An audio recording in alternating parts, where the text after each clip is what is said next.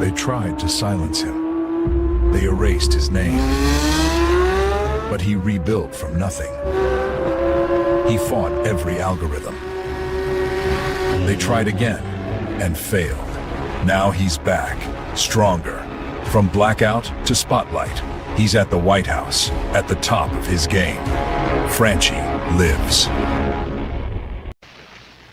You are about to enter another dimension, the dimension of truth, unfiltered and uncensored. Welcome to the Raw Feed with Gary Franchi. Truth ignites tonight.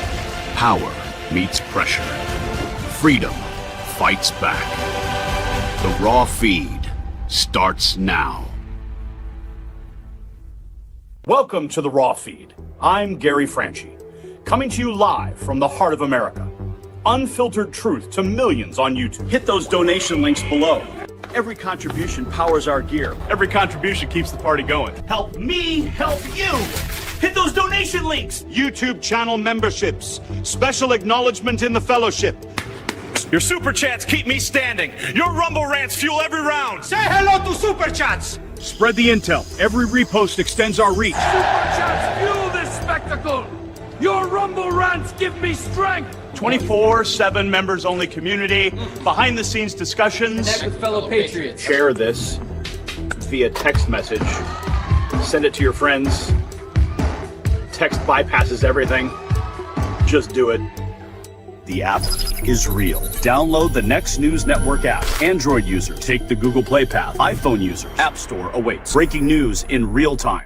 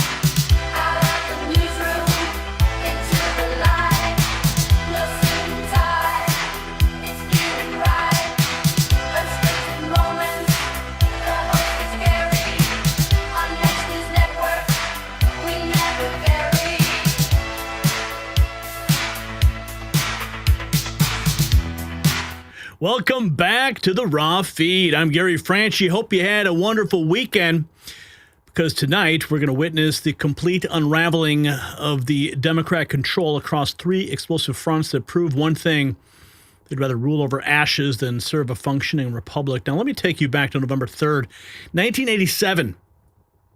Ronald Reagan, he was president then, and congressional Democrats tried the same hostage playbook, shutting down the government to force tax increases. But Reagan stood firm, telling Tip O'Neill and the Democrat machine that America doesn't negotiate with political terrorists. Sound familiar? Because 38 years later, to the day, we're watching the exact same Democrat strategy, except this time, they're not just holding paychecks hostage, they're starving 42 million Americans to score political points. Chuck Schumer's shutdown enters its 6th week tonight, just 2 days from becoming the longest in American history. The casualties are mounting, SNAP benefits dead, grocery shelves empty, federal workers unpaid, air traffic controllers working without paychecks while your flights get delayed and canceled. Democrats voted 14 times to keep America closed while bragging that every day of suffering gets better for them politically. Even their own Senator John Fetterman admits Democrats own the disaster. But Schumer won't budge because this is not about policy, it's about power. But while Democrats manufacture misery, President Trump just unleashed a two-front assault on the deep state. First, the Department of Homeland Security shifted 7,100 agents to hunt Antifa's funding networks. The IRS is tracing the money. Undercover operations are infiltrating cells. DHS confirms they're targeting several groups, including Antifa, for attacks on law enforcement and doxing ICE officers. This is the most aggressive domestic counterterrorism operation since 9/11. Meanwhile, the Arctic frost conspiracy that spied on 400 conservatives is finally collapsing. Its architect, Lisa Monaco, now hides at Microsoft with no security clearance. National security crisis, according to watchdogs. The FBI agents who ran Arctic Frost, well, they got promotions instead of handcuffs. When CBS asked Trump about the political retribution, he fired back, "You know who got indicted? The man you're looking at, and I was innocent." But it was in a separate appearance where Trump dropped the real bombshell, naming Barack Hussein Obama as the leader of the gang, an accusation of treason that's sending shockwaves throughout Washington. Two separate operations, one clear message: the hunters have become the hunted. Meanwhile, in Manhattan, a 34-year-old named Zohran Mamdani, who quotes Marxist dictators and wants to defund the NYPD, he's running for mayor. And 1 million New Yorkers are already planning their escape. Even Democrat House Leader Hakeem Jeffries told him to his face he's not the future of their party. Piers Morgan went nuclear on live TV, calling him a wolf in sheep's clothing, yet Kamala Harris just endorsed this communist as a future star. Let that sink in. In what might be the most brazen act yet, President Trump is preparing military-level operations against the cartels. Maduro's days are numbered, that's what he warned. Operation Pacific Viper just seized 5,000 pounds of drugs and captured 60 narco-terrorists. The ICE director promises 10,000 new officers for history's largest deportation operation. The Supreme Court handed Trump the Alien Enemies Act. Venezuelan gang members are being shipped to El Salvador's zero-tolerance prisons. Secretary Brooke Rollins exposed the SNAP scandal that should end careers. 21 blue states refused to provide data to prevent illegals from stealing benefits. Thousands of dead people collecting checks. Over 100 arrests for fraud. Illegals getting 65% more in food stamps than American citizens. And while your family struggles, Democrats are protecting $5.5 million for LGBT programs in Uganda. 3 crises, 1 pattern. Democrats create the chaos, blame everyone else, then demand we surrender our freedoms for their solutions. They've weaponized hunger through the shutdown. They've enabled invasion through open borders. They're normalizing communism in our biggest city. This is not incompetence, it's called sabotage. So tonight on the Raw Feed, we're going to connect these dots and show you exactly how the Democrat machine operates. More importantly, how Trump is fighting back on every front. From the shutdown siege to the Antifa raids to the communist takeover of Manhattan, we're documenting the battle for America's survival. The storm is not coming, my friends. The storm is here. We're tracking it all tonight on the Raw Feed. Now let's welcome you to the show. Who's here tonight? Carmine C., Paula Little, Pothead Kenny, Flowers, Thomas, Jesus, Heather Reeve, Michelle just became a member, and we have some super chats that just came in as well from James Fay. Breaking the seal tonight, $5. Our goal, of course, is 100. You guys help us get that number every day, and we are so thankful that you guys do that. James is here, Beth, Sure You, A Squad, Wyatt Earp, Anita, Whiskey Tango, Archangel, Scott from Rhode Island, 888, Thomas, Shauna Gunk, Sam, Morgan, Heather, Elena, Joyce, Sot Poker on Rumble, Julia and Joe and Tammy and Matt and Tina and Karen. The gang is filing in, and it's great to see all of you here tonight. We are just getting started, so make sure you have copied the link, sent it out to your friends via text message, of course. That is how we always bypass the censors across all the social media platforms, just by using your phone and a text message to a friend. Very important to do so. And when you do it, make sure you confirm by tapping 1 in the chat room. Joan is here from Rumble. David is in the house. Bill's Rules, Alice Cersei, Ed, Circle, James. Thank you, James, for confirming that. Sheila in South Carolina. Have you texted your friend, Sheila? Dan and Heather, Cassandra, Karen, Cindy, Wider. What's up, guys? All right, let's get into the show. Lots of news to cover tonight. And just so you know, yes, the brisket turned out absolutely amazing. It certainly did. Big hit at the Franchi household. The United States government's been shut down for 6 weeks, just 2 days short of the longest shutdown in American history. And here's the kicker. That record was set by Trump himself in his first term, fighting for the border wall funding to protect America. But this time it's different. Chuck Schumer literally said every day the shutdown gets better for Democrats politically. While 42 million Americans lose their food stamps, while air traffic controllers work without pay, while federal workers can't feed their families, Democrats are playing political chess with human suffering. They voted 14 times to keep the government closed. Republicans have voted 14 times to open it. The math is simple, but the cruelty is staggering. What you're about to see will expose exactly how far Democrats will go to maintain power, so keep on watching. And as we wrap up 2025, yes, we are in November now, it's a good time to slow down and reflect on the year behind us. If there's one thing we've all learned, it's that uncertainty isn't temporary. It's the world we live in now. Waiting for things to go back to normal is not a plan. It's a gamble for over a decade. My friends at Noble Gold, though, they've helped Americans protect themselves and the people they love by diversifying their wealth with gold and silver. Look, no one knows what 2026 will bring, but one thing is for sure. In an uncertain world, real wealth isn't digital, it's physical, it's lasting, and it's yours. So when you're sitting around the table this holiday season, surrounded by family, remember the best gift that you can give isn't under the tree, it's peace of mind, and that's what Noble Gold delivers, peace of mind, 1 ounce at a time. Before the year ends, take one smart step towards a safer future. Visit Next News Gold and get your free wealth protection kit today. That's nextnewsgold.com. Don't leave your future to chance, or you can call my friends over there at 877-646-5347. See how you can get that holiday coin. They're giving away 10 1-ounce silver holiday coins with qualified accounts. How cool is that? We thank Noble Gold for supporting this program. Now we've got this. The White House posting this. Your flight's delayed because Democrats would rather fund illegals than the government. More than 5,000 flights were delayed on Sunday thanks to the Democrat shutdown. 5,000 flights. Secretary Sean Duffy does say flying is safe. When staffing dips, the FAA reduces flight volume, but let's be clear. What the Democrats are doing is adding more risk to an already stressed system. Here he is on Face the Nation. Quinn says, if this shutdown continues,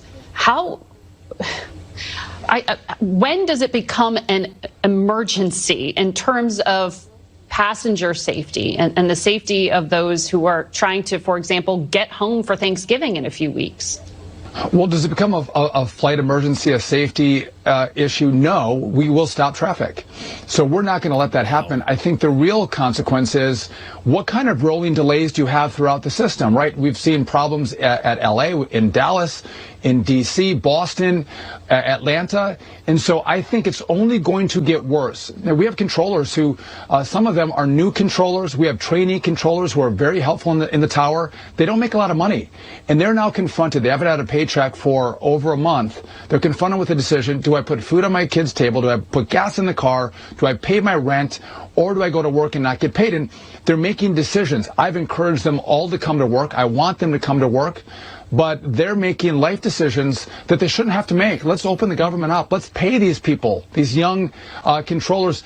Margaret, it's really important. I think you've covered this. We don't have the best equipment in our towers and centers for air traffic control, but we have the safest airspace.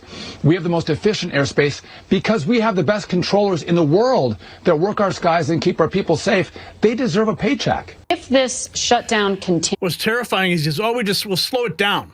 What about all the people that purchased plane tickets for this holiday season? We got Thanksgiving coming up. They're just going to roll all of those flights back. It's going to be an absolute disaster. Schumer needs to give. Speaker Mike Johnson says Schumer and the Democrats say publicly they think every day of the shutdown they've caused gets better for them. No politicians ever win in a shutdown because the American people lose.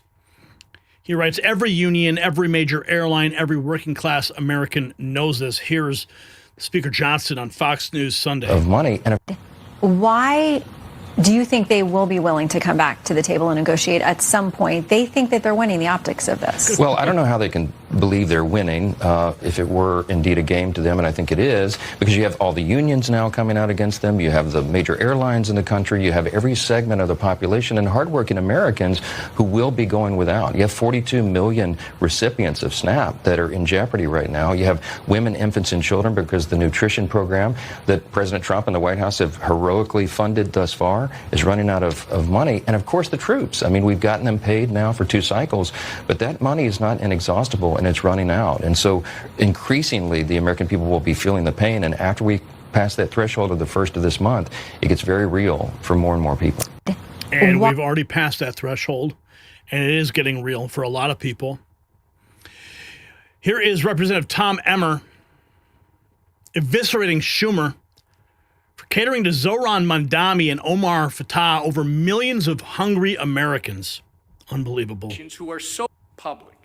They've shut the government down to pick a fight with President Trump and to score points with Kami Mamdani and Omar Fattah, the Omar Fattah wing of their party. The Democrats have become kamikaze politicians who are so focused on winning some kind of political game that they've justified blowing up everything in their wake, including the livelihoods of their own constituents. Democrat Senator John Fetterman said it best on CNN yesterday, quote, "We are hurting the very people that we fight for, and now we're getting nothing for them if we continue to keep our government shut down." Quote, "This is wrong," he went on to say, and he's exactly right. Public. Fetterman, the only voice of reason in the Democrat Party. Hopefully people start listening to him. Speaker Johnson dropping the mic on every Democrat in America today. Let me say something. You go to the third one. False claim number 3, Democrats are fighting for health care. You've heard this over and over and over. Let me say something very simply about this false claim. It is the Democrats who created Obamacare. It is the Democrats who did that without any Republican votes. It's the Democrats who, by extension, have cost the American taxpayers and people who have health insurance have made their costs skyrocket. It is their policies that made that happen. And so instead of reforming it, the Democrats don't reform Obamacare. They want to subsidize it. They want to spend more taxpayer dollars. That, by the way, goes mostly to insurance companies, which makes the cost rise further. That's the Democrats' plan. When they passed Obamacare in 2010, they called it the Affordable Care Act. We know the truth is exactly the opposite. By some estimates, premiums have risen 60% in many categories since they passed that bill into law. Now, the fact is the opposite. Republicans are the ones fighting to save health care. Why? It's not just talking points to us. We do this. We have ideas, and we have already implemented ideas and measures to reduce costs, increase access and quality, and eliminate fraud, waste, and abuse. Now, why do we say it's not just a talking point? Why do we say the Republican Party is the only one advancing common sense reform solutions? Because we've proven it. We did that in the big, beautiful bill, the Working Families Tax Cut. We took a look at Medicaid, and we took on that challenge. We took action to reduce fraud, waste, and abuse in Medicaid. We got able-bodied young men without dependents off the program. We got illegal aliens off the program, and we saved $185 billion just to start. We got millions of ineligible enrollees off the program, and it preserved it. It strengthened Medicaid for the people who rely upon it, which is the elderly, disabled, and young pregnant women, as we always use as an example. No, it's not about health care. That is a false claim, and everybody knows it. Everyone in America, and certainly everybody in this room, understands that this is about something else. You go to the third one. It's about power and control and about squeezing you. Here we have Senator John Kennedy going ballistic. Get ready for this. You're getting rid of $5.5 million to lesbian, gay, bisexual, transgender, queer, and intersex advocacy in Uganda, aren't you? Yes, sir. I can't believe we're arguing about this. I can't believe we're arguing about this. PEPFAR, we're not denying life-saving care to anybody, are we? No, and $10 billion would remain for that funding. You're getting rid of $5.5 million to lesbian, gay, bisexual, transgender, queer, and intersex advocacy in Uganda, aren't you? Yes, sir. I can't believe we're arguing about this. Yeah, that's where the Democrats want your money going, to Uganda. Oh, man, we are living in freaking clown world right now. Oh, Secretary Sean Duffy making the rounds on the Sunday shows. Here he is 24 hours ago, talking about what's going on with the air traffic controllers working without pay. Safety is my top. Well, so first off, I've been traveling around talking to air traffic controllers, and there really is frustration. The fact that there's a shutdown right now, the Democrats are focusing on illegal health care, and, we've endangered the SNAP beneficiaries, and they don't get paid as air traffic controllers. There's a burning frustration like in the rest of the country. And so you mentioned that safety is my top priority, and it is. We will delay, we will cancel any kind of flight across the national airspace to make sure people are safe. But there is a level of risk that gets injected into the system when we have a controller that's doing two jobs instead of one. We manage that, we look out for it, and safety is the priority. We'll take all steps necessary, though, to make sure that you get from point A to point B and you do it safely. Well, just wait till the planes start falling out of the sky. Wait till there's a plane crash. But I think that's. I mean, they want those scenes. Sadly, I believe they do. I believe the Democrats would love to see a plane crash. I'm sure Schumer would just be gleeful.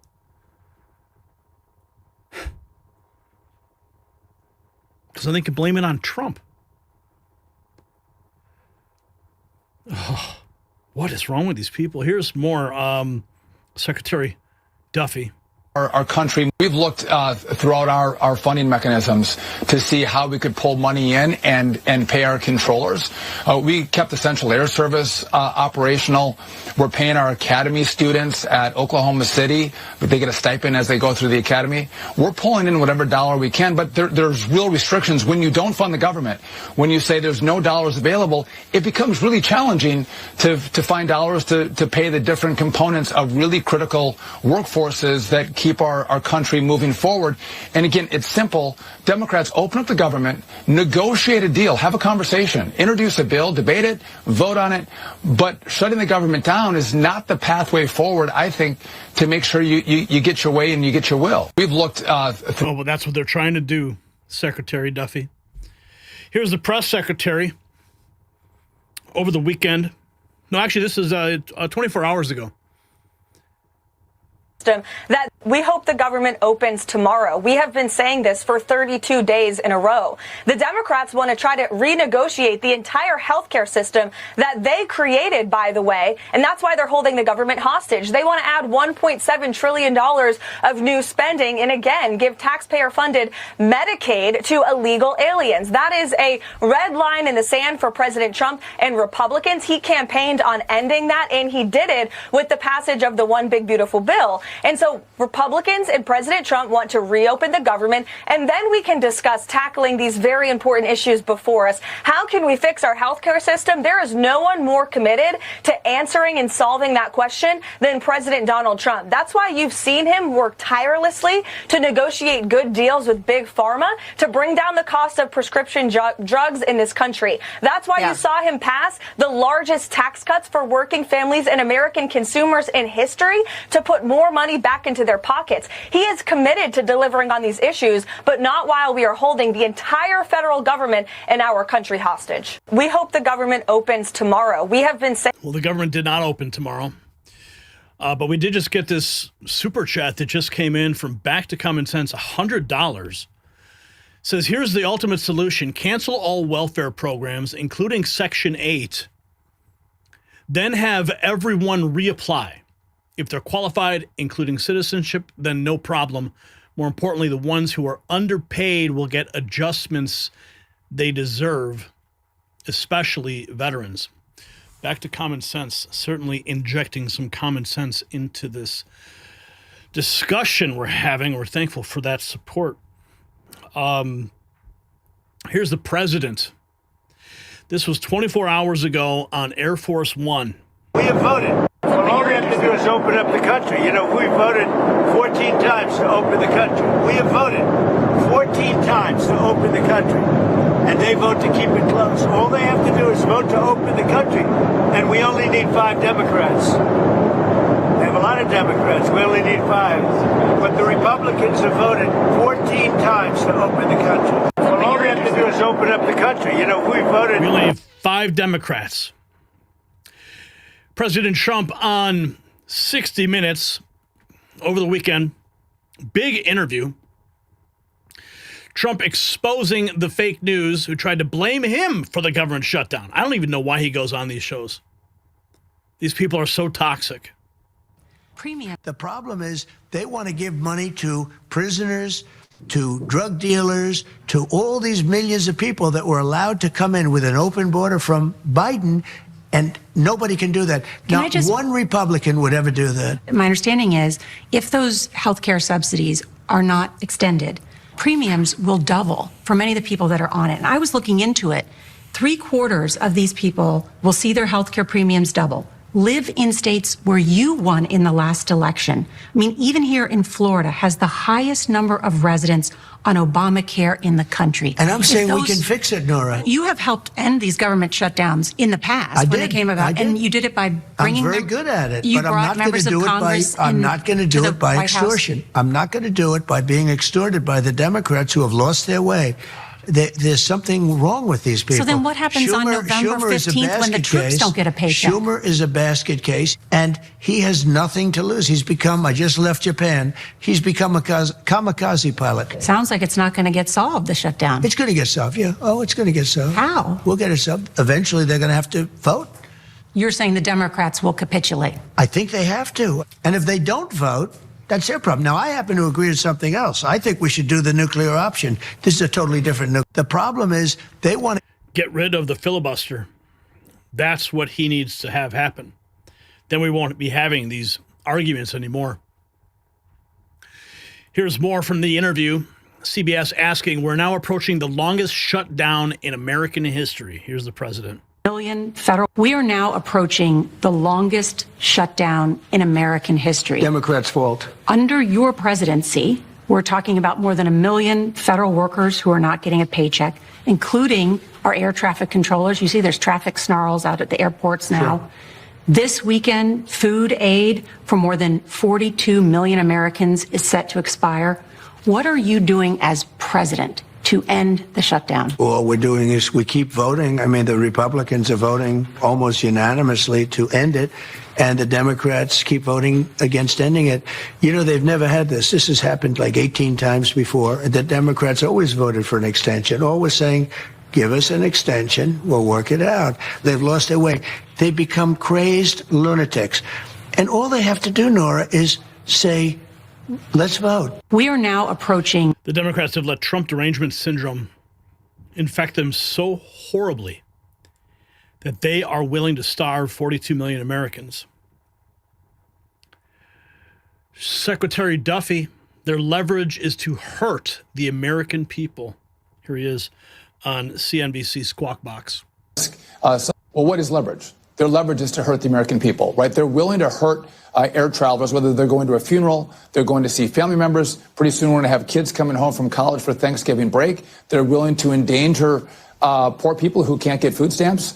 They're willing to risk subsidies in regard to health insurance. They don't care who they hurt. They care about power. By the way, we had an election a little less than a year ago, and Donald Trump crushed it. He won the popular vote. He won the 7 swing states. Democrats lost. And so if you want to pass legislation, you can introduce it, you can debate it, but government shutdowns trying to garner leverage is not the way that you do it.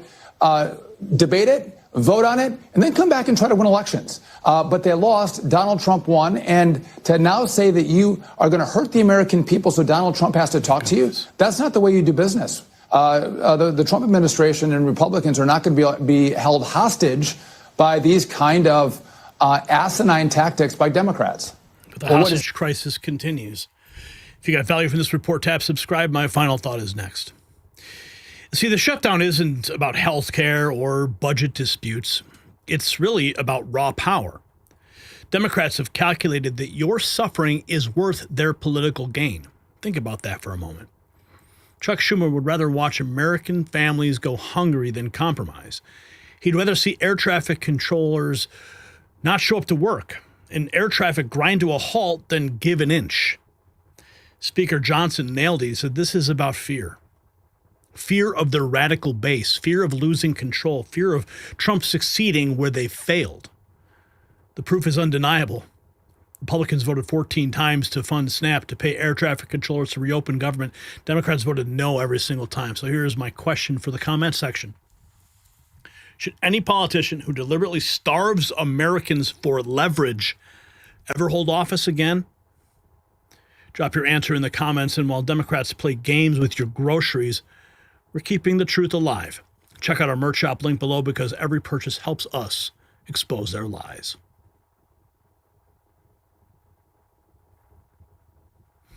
Wow. Big super chat came in from Back to Common Sense.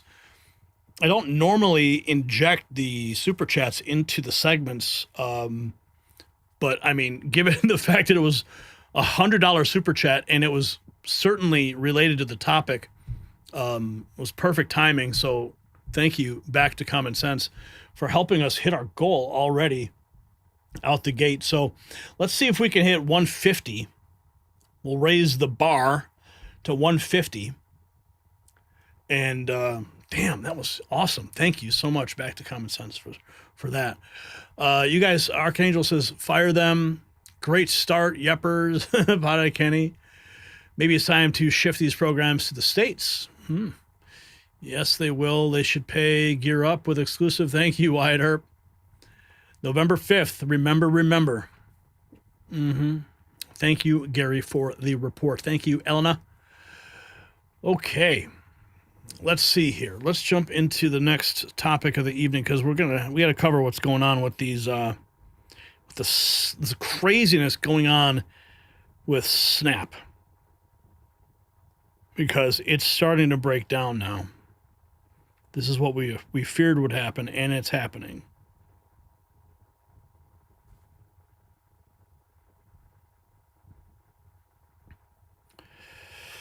One second here. Let's see.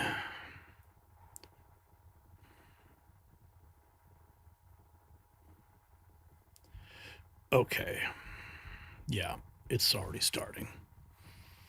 It is starting, folks.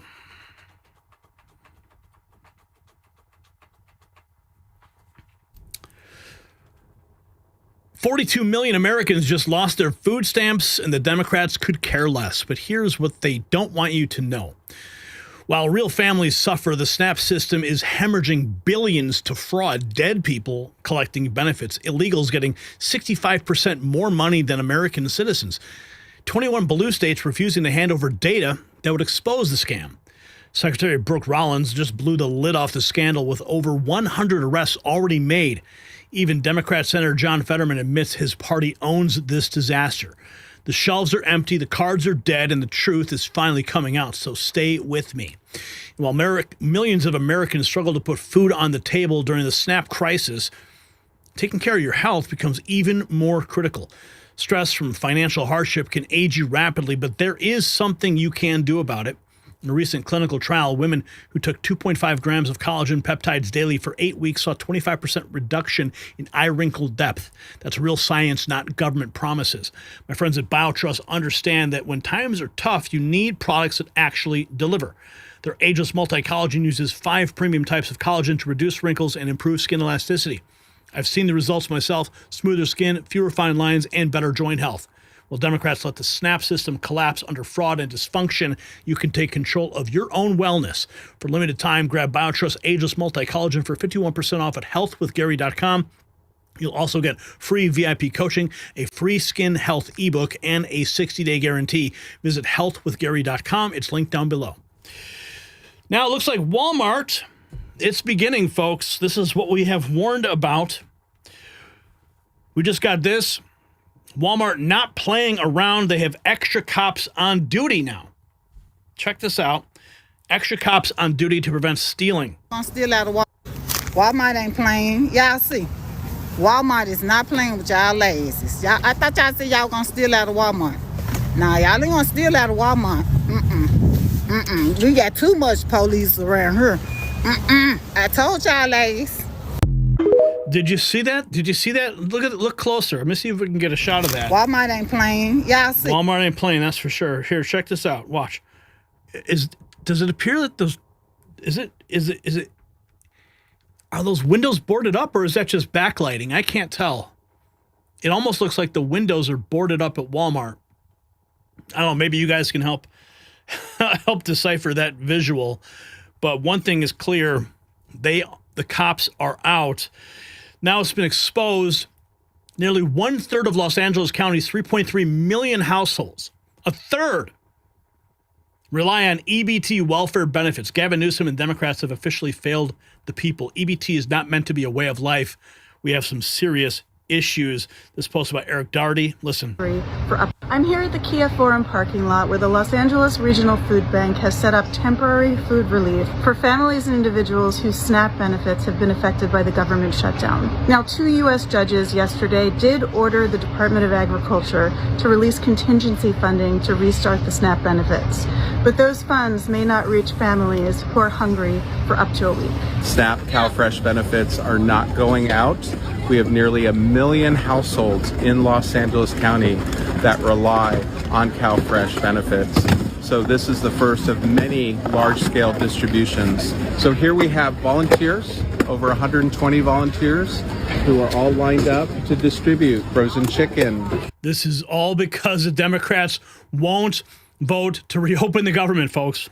Shelf-stable food items, pantry items, yogurt, carrots, potatoes, apples. Our elected officials are letting us down because, we vote and put these people in office, and they tend to get a personal vendetta going with each other and forget about the main thing, which is the people. We'll be serving 5,000 households, and we do expect that we will run out of food, sadly. There are other food pantries throughout Los Angeles County that we partner with that are also distributing food today. There's distributions pretty much every day in the week throughout Los Angeles County. You can read more about the Los Angeles emergency food distribution has been activated in Los Angeles County, where 1/3 of the households rely on EBT. 3.3 million households. Here's a woman who's asking if the church will give back her tithes and offerings now that EBT is delayed. And they'll give me my money. I have a serious question for you all. Since my food stamps have been cut off for November and December, do you think if I ask the church for all my tithes and offering, they'll give me my money back? I only have one bag of late quarters in my freezer. Yeah, you're going to have to talk to the church about that one. Here's another. We live in a society where stealing from stores and bragging about it online is the new flex. Thank you, Democrats. Look at this. Oh, and they're dancing to the thong song. They cut EBT. So, of course, we had to play Sticky Fingers in the grocery store. They're bragging about stealing from the grocery store. Holding looks like chicken and twerking for the camera. This is where we live right now. This is the new America. No SNAP November is heating up. Here's two women caught on camera stealing 2 carts full of products and stuffing them into their car. Where are the police?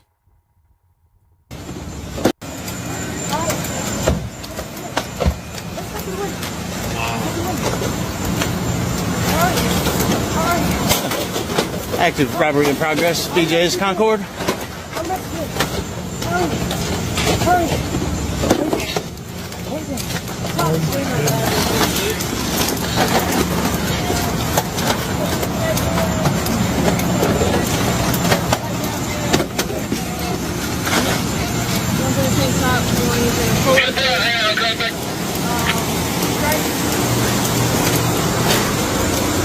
Gray Pontiac. Celeste Silver. They are outside. You can hear the police officer narrating what's going on. Clearly, he's got them. He's got their license plate. He's got their likeness. He's got their car.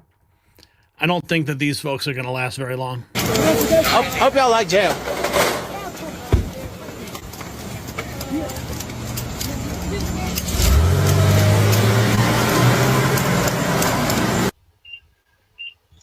So should we have everybody be stealing? Cleveland user?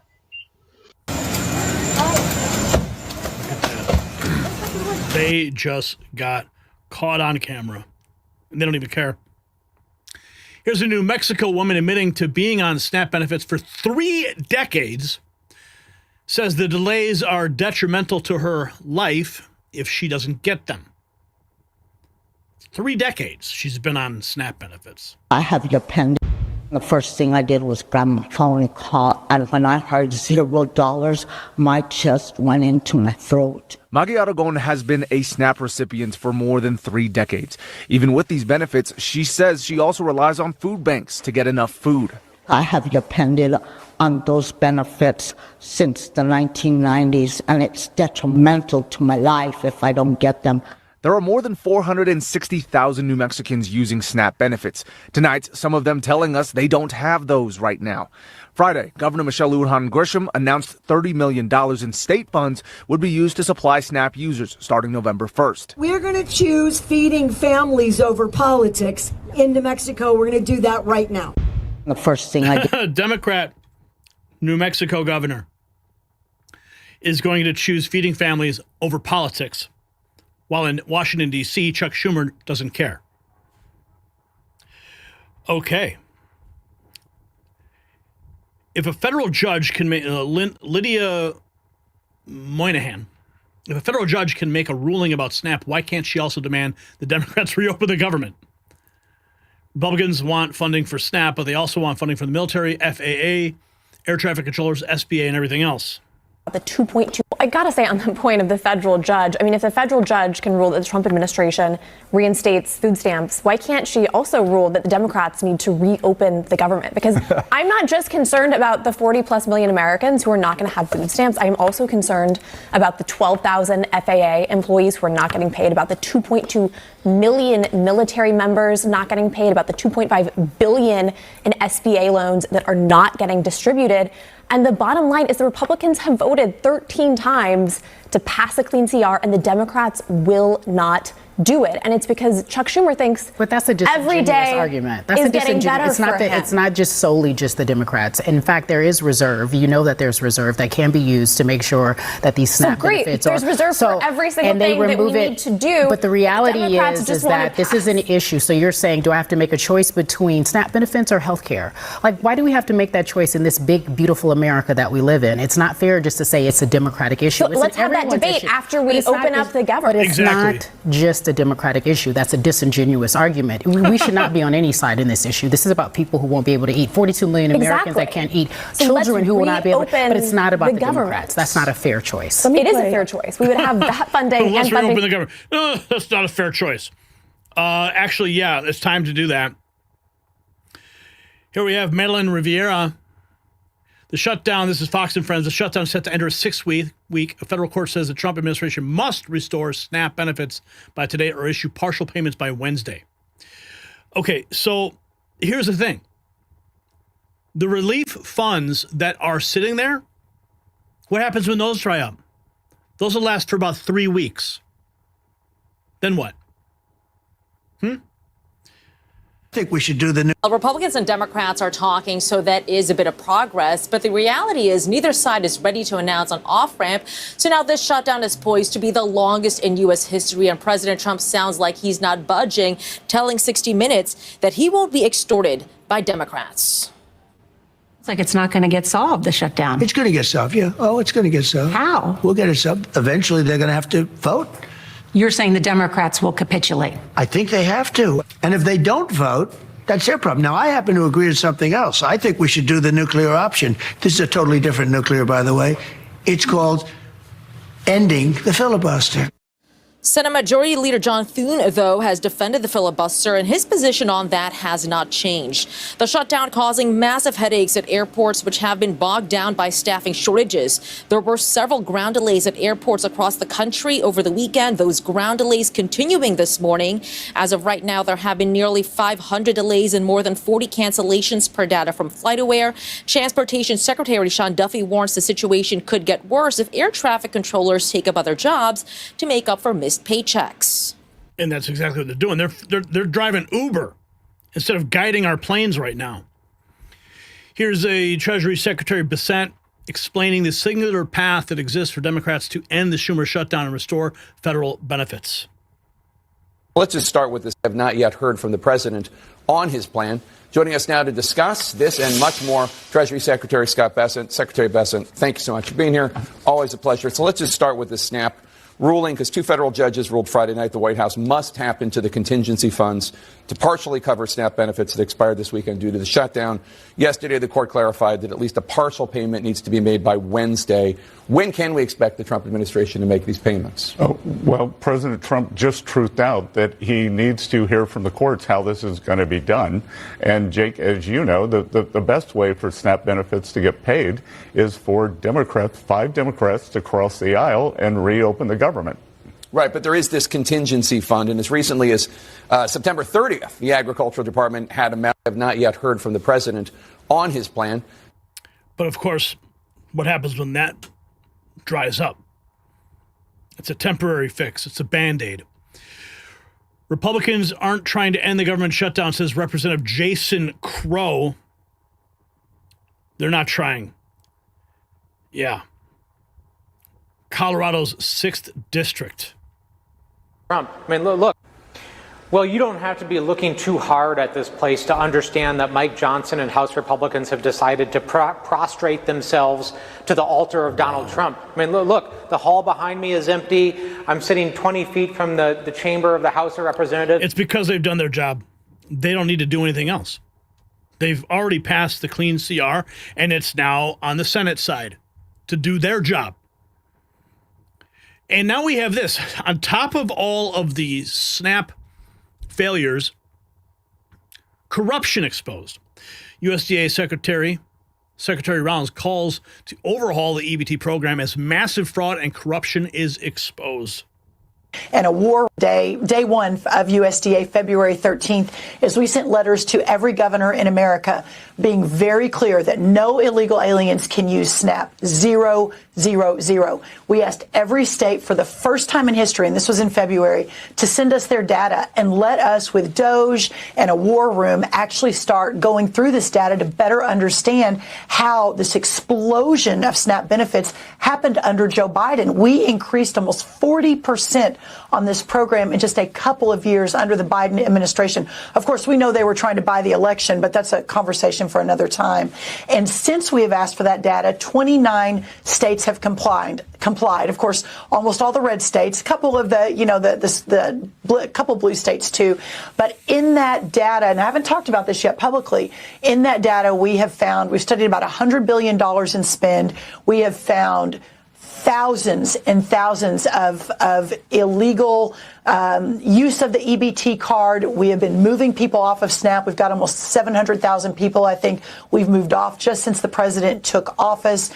We've arrested about 118 people. So this has been ongoing. But, Rachel, to your point, what this conversation has allowed is a national spotlight on a broken and corrupt program. We found one guy in 6 different states getting a benefit. We found about 5,000 people that are dead who are still getting benefits. It is time to drastically reform this program so that we can make sure that those who are truly needy, truly vulnerable, are getting what they need, and the rest of the corruption goes away, and we can serve the American taxpayer. Day one. Leeches on the system, sucking it dry. Here is President Trump. This was 72 hours ago. Truth Social. Our government lawyers do not think we have the legal authority to pay SNAP with certain monies we have available. Now, 2 courts have issued conflicting opinions on what we can and cannot do. I do not want Americans to go hungry just because the radical Democrats refuse to do the right thing and reopen the government. Therefore, I have instructed our lawyers to ask the court to clarify how we can legally fund SNAP as soon as possible. It's already delayed enough due to the Democrats keeping the government closed through the monthly payment date. And even if we get immediate guidance, it will unfortunately be delayed while states get the money out. If we are given the appropriate legal direction by the court, it'll be my honor to provide the funding, just like I did with military and law enforcement pay. The Democrats should quit this charade where they hurt people for their own political reasons and immediately reopen the government. If you use SNAP benefits, call the Senate Democrats and tell them to reopen government now. Here's crying Chuck Schumer's office number. There it is on the screen right there for you. Okay. Here's more. Radical left Democrats. Here's the press secretary. Radical left Democrats have shut our government down and held the American people hostage for 32 days in a row. 2 days. Let's talk about what we are dealing with here. Radical left Democrats who have shut our government down and held the American people hostage for 32 days in a row. We have air traffic controller shortages all over this country. Half of our nation's major airports are suffering from severe delays as we head into the busiest travel months of the season. We have 500,000 federal workers who are going unpaid. SNAP benefits have expired.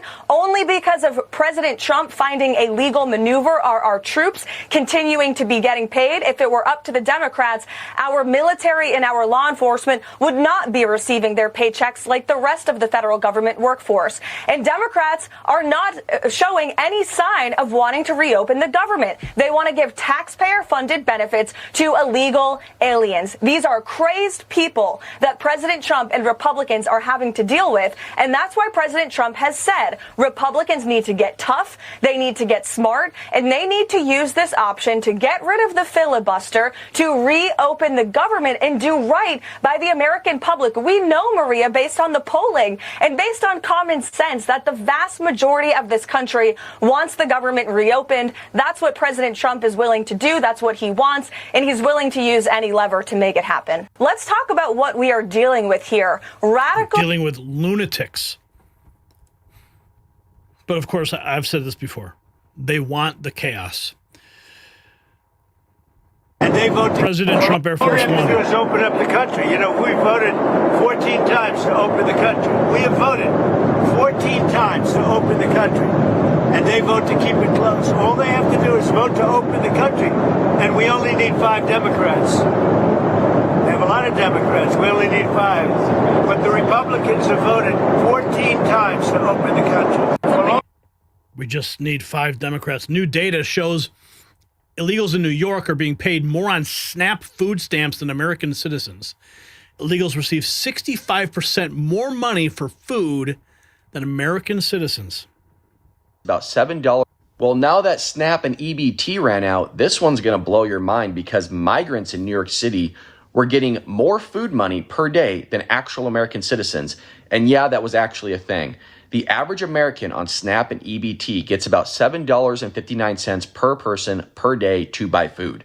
But the city of New York was handing out prepaid food debit cards to recently arrived migrants, many of whom were here without legal status, worth about $12.52 per person per day. That means migrants in New York City shelters were receiving 65% more in daily food benefits than American families, trying to get by in the exact same city. And here's the part nobody talks about. That $12.52 isn't even a federal program. It's not SNAP, it's not EBT, it's paid for by the New York City taxpayers. The city doesn't even give an extra food card for struggling citizens, to seniors on fixed incomes, to homeless veterans sleeping on the same streets, but show up yesterday without documentation and you're prioritized. This isn't about compassion, it's about political choices. And those choices are telling you exactly where American citizens land on the priority list, which is dead last. Do you think this is a right move by New York City to give more money to illegal aliens than it is to actual Americans? Let me know in the comment section. Appreciate you. Yeah, that's how bad it's gotten, friends. Here, American citizens should not be forced to pay for this. Amiri King. Look, I'm in the club with all my bitches. This shit overly loaded. All these rats on me, I can't even hold them. Sheesh. Look at that motherfucker. Look at that motherfucker. Oh, my Lord. Look at that. Loaded. Loaded. Loaded. Load. Wow. Disgraceful. Here's Jasmine Crockett. What's she saying? That means that I will agree that there are too many American people that are on SNAP benefits. But that means that you got to not look necessarily at SNAP. You got to look at the reasons that they're on SNAP. We know that over 1/4 of these people that are in receipt of SNAP benefits are actually the working poor in this country, right? We have not increased the minimum wage, and I don't know when, and the minimum wage still sits at $7 while everything else is going up, whether we're talking about the cost of food or whether we're talking about the cost of rent or whether we're talking about the cost to actually try to engage in home ownership, if we're talking about the interest rates. And we know that under the failed leadership of this... Okay, I'm done listening to you. Jasmine Crockett. Yeah, there she is, everybody. Here's Fetterman. That 42 million, deeply distressing to know that 42 million Americans are going to lose their SNAP benefits. And now that's one of the big reasons why I refuse to shutting our government down. And again, I feel like the Democrats really need to own the shutdown. Deeply distressing. Democrats need to own the shutdown. Here we have this. More Americans reporting their stores basically empty now that EBT food stamps funding is being paused. 43 million Americans on SNAP means 1 in 8 are on food stamps. This video must have been recorded during working hours, as everyone with jobs will still come after work. Let's see what this is. Stores on November 1st with no EBT. Looks pretty loaded up there. But it's empty. I think the point is that there's no one here. Meaning no one is shopping.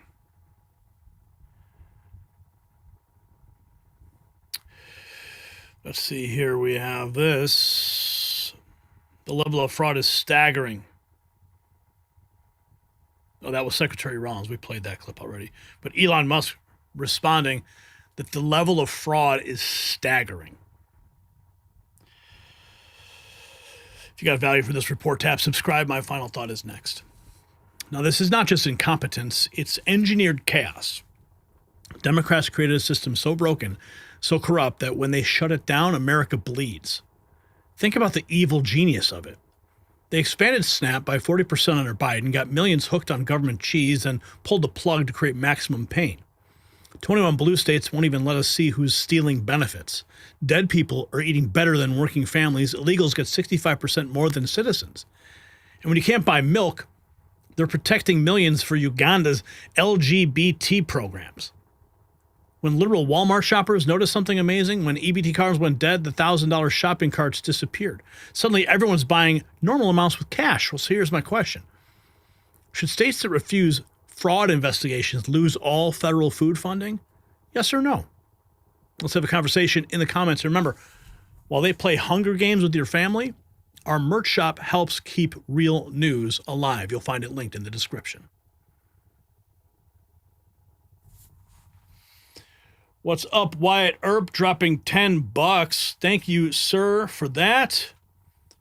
We are now at, we're at $114.99. Goal is $150 tonight. And Wyatt Earp gifting 5 memberships to Gary, Harold, America the Beautiful, Benny Truth, and Returner. Thank you for that.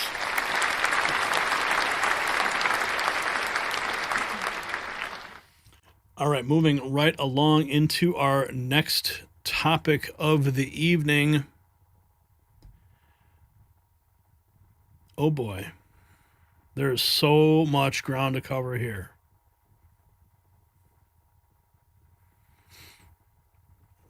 Wow, there's a lot of ground to cover here. Okay.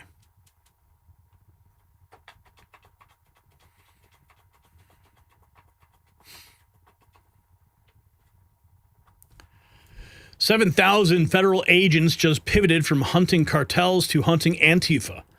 The Department of Homeland Security has launched the most aggressive domestic terror investigation since 9/11, and they're following the money straight to the top. Undercover operations, IRS audits, foreign funding probes. While that unfolds, the Arctic Frost conspiracy that spied on 400 conservatives is collapsing, with its architect hiding at Microsoft. And then Trump dropped the nuclear option, naming names on live television. The man he accused of leading the entire operation, Barack Hussein Obama. This isn't cleanup anymore, it's payback, and it's just getting started. As we wrap up 2025, it's a good time to slow down and reflect on the year. If there's one thing we've all learned, it's that uncertainty isn't temporary. It's the world we live in now. Waiting for things to go back to normal isn't a plan, it's a gamble. For over a decade, my friends at Noble Gold Investments have helped Americans protect themselves and the people they love by diversifying their wealth with gold and silver. Look, no one knows what 2026 will bring, but one thing is for sure. In an uncertain world, real wealth isn't digital, it's physical. It's lasting and it's yours. So, when you're sitting around the table this holiday season, surrounded by family, remember, the best gift you can give isn't under the tree, it's peace of mind, and that's what Noble Gold delivers. Peace of mind, 1 ounce at a time. Before the year ends, take one smart step towards a safer future.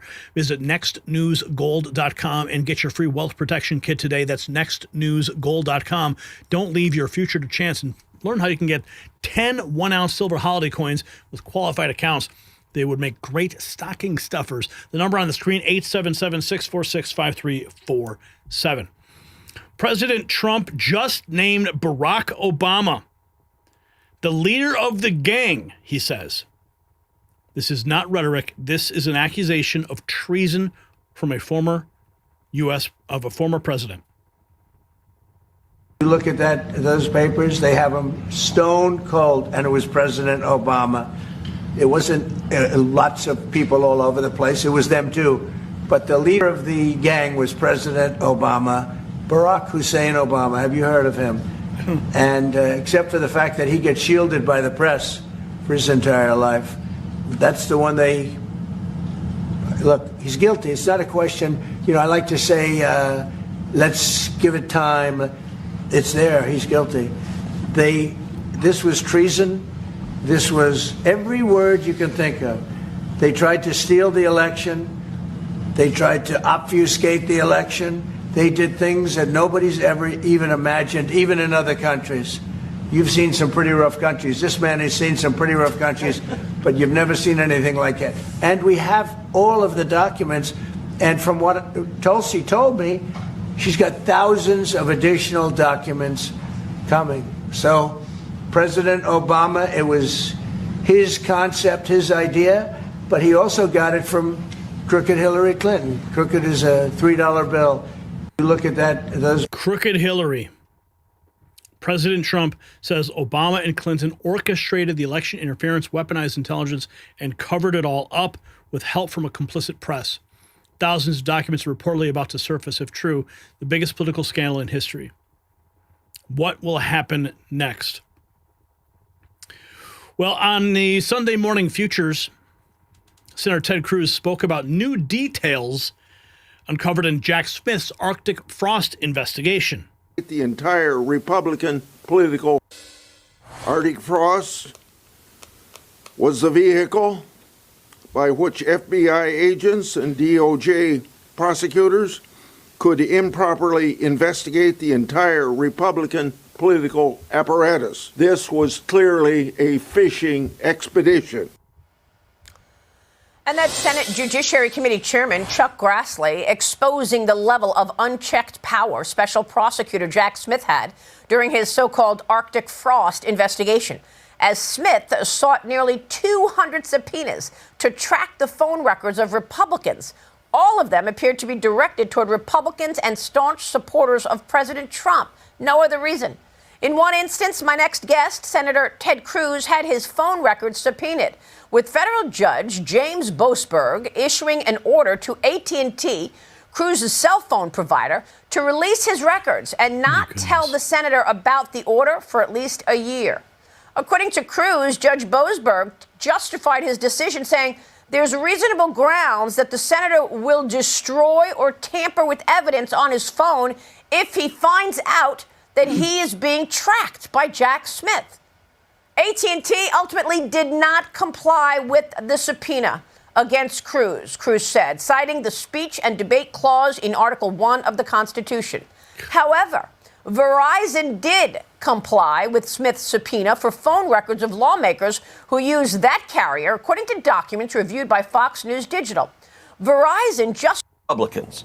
So he went after the Republican attorney. Days later, the Biden Justice Department appointed Jack Smith. His mission, ostensibly, was to investigate what had happened 2 years before on January 6th. But remember, the Biden DOJ had been locking up little old ladies who were protesting on the National Mall. They'd been doing that for 2 years.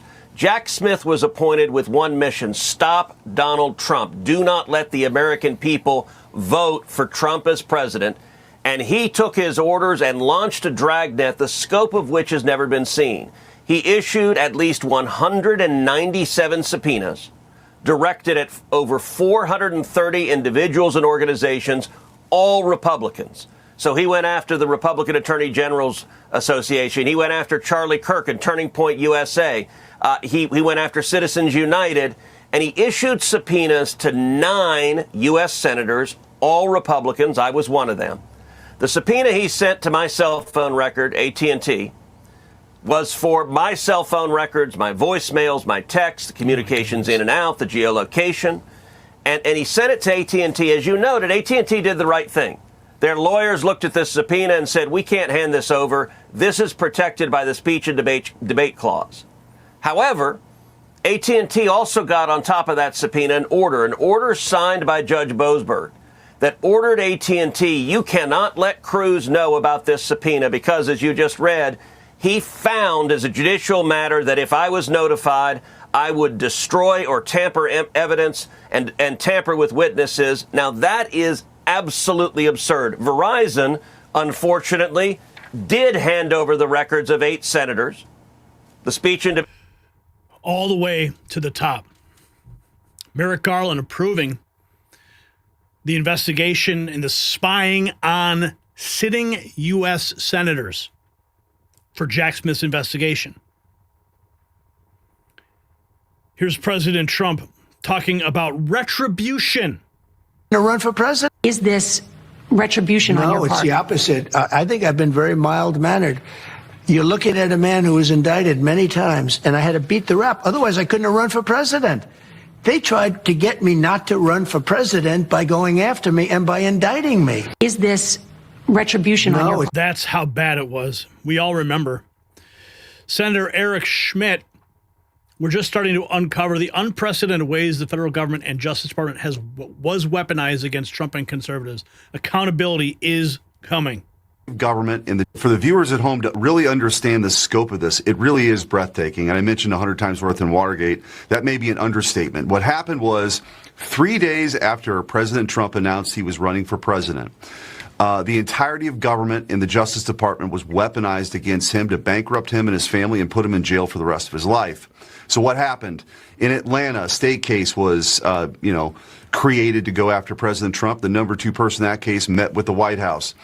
Alvin Bragg in New York began his criminal trial against President Trump, and the number 3 person left DOJ to go join Alvin Bragg's office. Then, of course, you have Jack Smith, who's notorious in prosecutor circles as the henchman you assigned to go get your person, the show me the man, I'll show you the crime kind of prosecutor. He's a total dirtbag.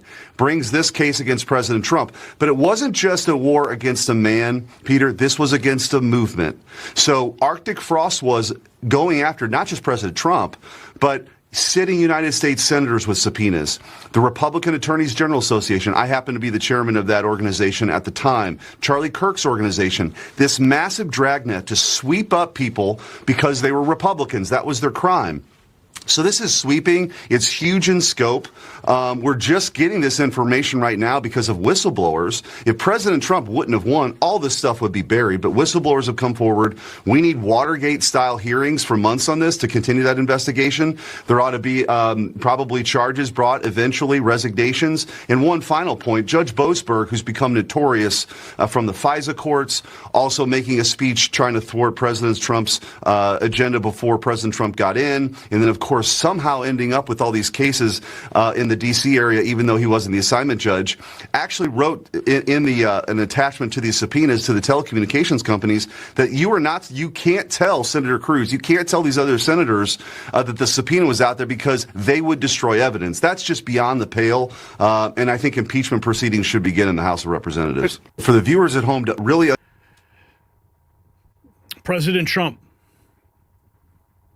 Letitia James Comey, John Bolton, Letitia James were all recently indicted. There's a pattern to these names. They're all public figures who have publicly denounced you. Is it political retribution? You know what? You know who got indicted? The man you're looking at. I got indicted, and I was innocent. And here I am because I was able to beat all of the nonsense that was thrown at me. And yet, when you go after a dirty cop like Comey, or a guy like Bolton, who I hear I don't know anything about it. I hear he took records all over the place. Who knows?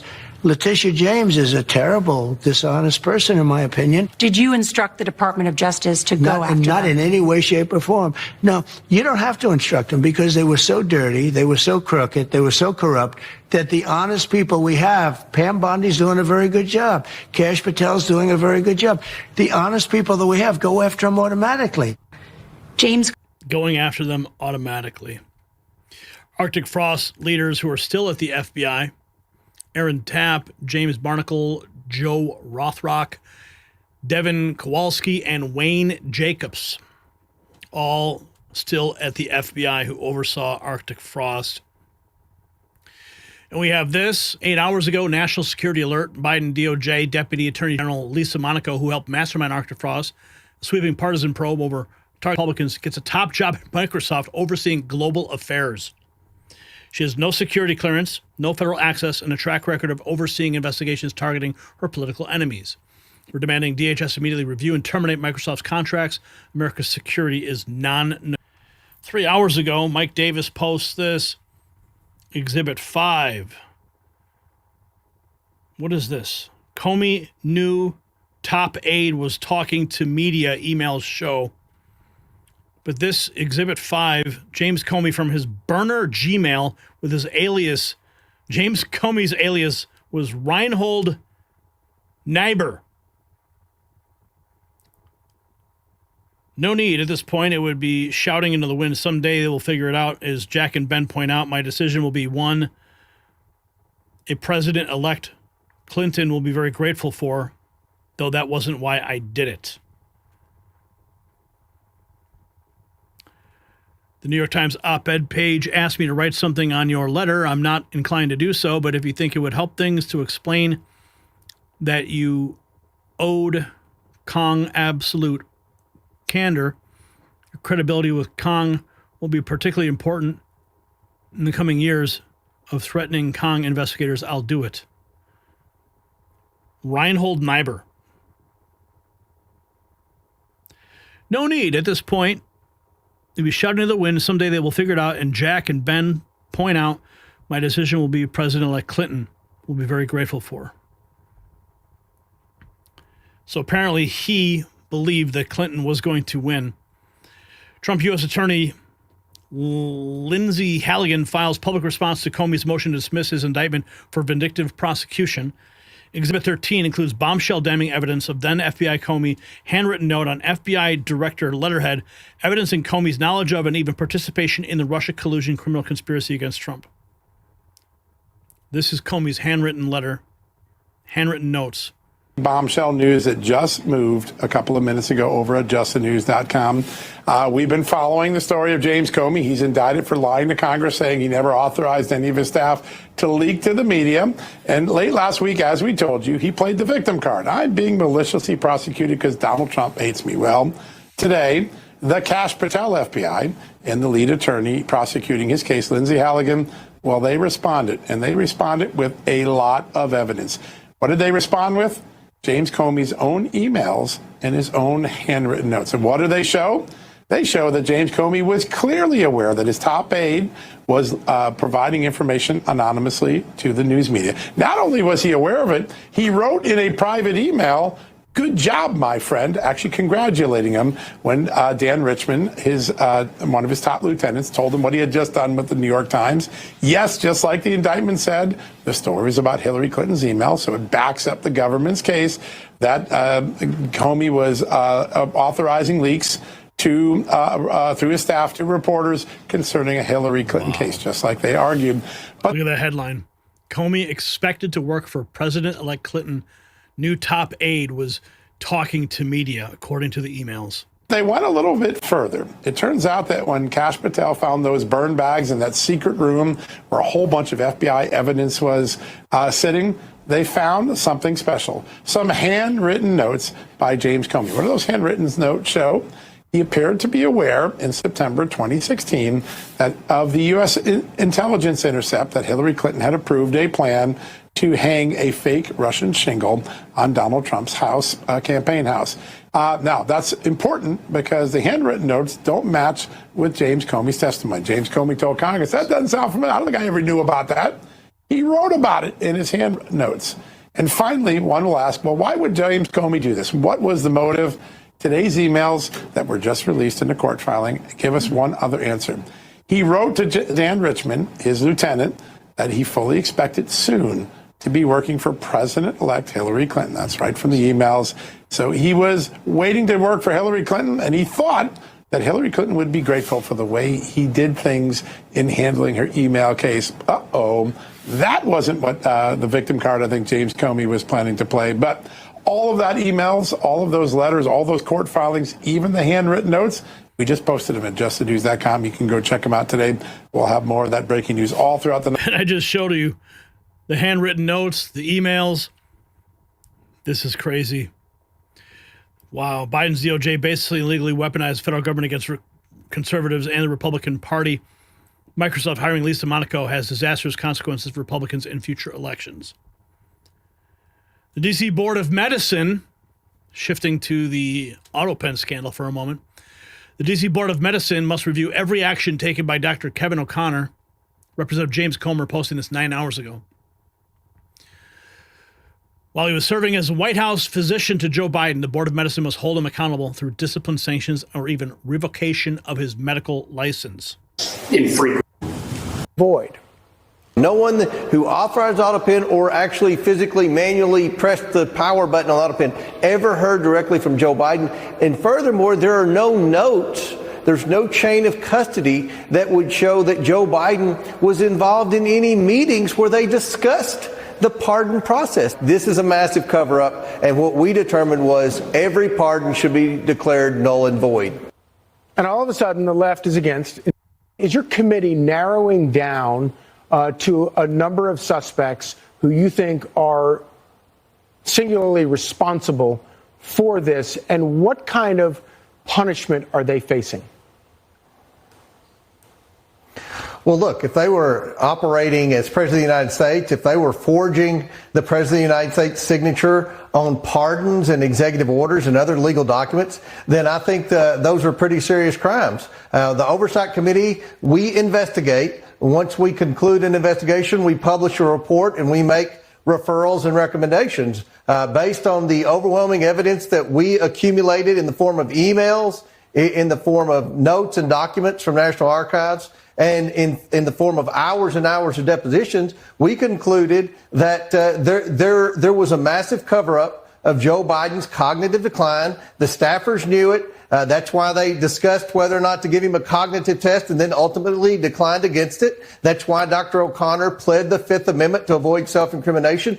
But even further, there's no evidence that Joe Biden was ever involved in any of the decision-making. And normally when you have meetings and discussions on things like pardons and other high-profile events that would be presidential level, you would have notes, you would have meetings, right. There would be emails, there would be things in the schedule for meetings. Nothing pertaining to Joe Biden. We gave every staffer, the 12 staffers that we brought in for depositions were the ones that we knew had the influence over the auto pen. They all were inconsistent in the process. The emails were even contradict what the deposition said. And at the end of the day, I think we've gotten as much information as we can get to determine what we've determined. Now we've handed it over to Pam Bondi, right. And we've made notes to the Attorney General. If there's further things that we can do as a committee, we'll do them. But we're going to wait for guidance from her. This is a serious issue, and all those pardons should be declared null and void. Yeah, null and void. 9 minutes ago, Comey tried to get his indictment thrown out only for prosecutors to drop even more explosive evidence. The handwritten note from Comey himself reveals he knew about the scheme behind the Russia collusion hoax.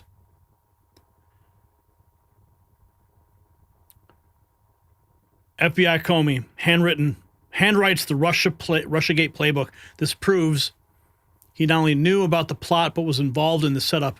Comey is screwed. Wow. The auto pen scandal continues. Biden's staff was unable to prove he signed off on the most consequential pardons.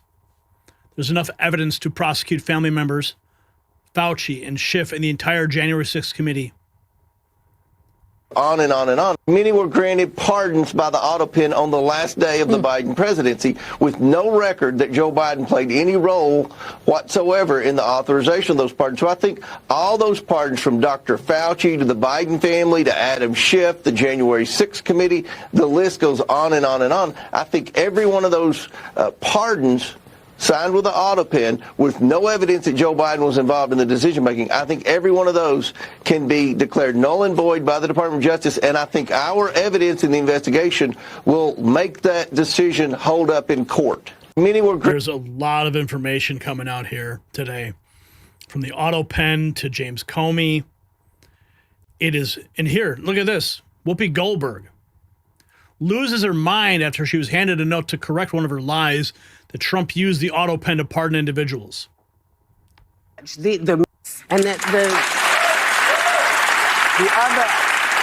insane thing is that when people are going to go to their meetings with the judge, the meetings that they're supposed to go to, when they're listening to what the hell, what? I love when Sonny passes notes. We don't know if Trump used an auto pen to part. It was a joke. Yes. We don't know if Trump used an auto pen to part. Come on. But we do know that he didn't know who that crypto guy was. Well, I'm sorry. The hardest thing about this job now is... So you can't just lie to the American people anymore and call it a joke. No one understands nuance. When you hear a joke when somebody's fooling around, when they're not saying something specific, especially on this show. I'm very specific when I'm pointing stuff out. When I'm making jokes, you know when I'm making jokes. This is ridiculous. Poor Whoopi having a meltdown because she got corrected. Speaking of getting corrected, we got some awesome news. The Department of Homeland Security that works with prosecutors to pursue drug cartels, war crimes, and money laundering is shifting resources to investigate Antifa funding as federal officials implement directives from Donald Trump.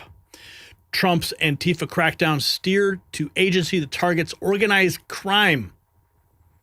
It's a serious priority, says senior Trump official about DHS office known for fighting drug cartels and money laundering. U.S. Department of Homeland Security Organized Crime Division targeting Antifa's left-wing terror network. This Trump administration is going all in on ending Antifa once and for all. Their funding network is about to be ripped to shreds. Senator Ted Cruz, 22 hours ago, has introduced a bill that would ban foreign billionaires like Soros from financing activist rallies like the left's No Kings. Trump has done Look, I think you're right. I think he is scared for his political life. And the Democrats today are a party of radical interest groups. Now, I will say one of the most important things President Trump has done recently is he has pledged that he's going to go after Antifa. And what I've been urging is follow the money, cut off the money. And you look at this No Kings rally, and there's considerable evidence that George Soros and his network is behind funding these rallies, which may well be riots all across the country. And Soros is writing the check.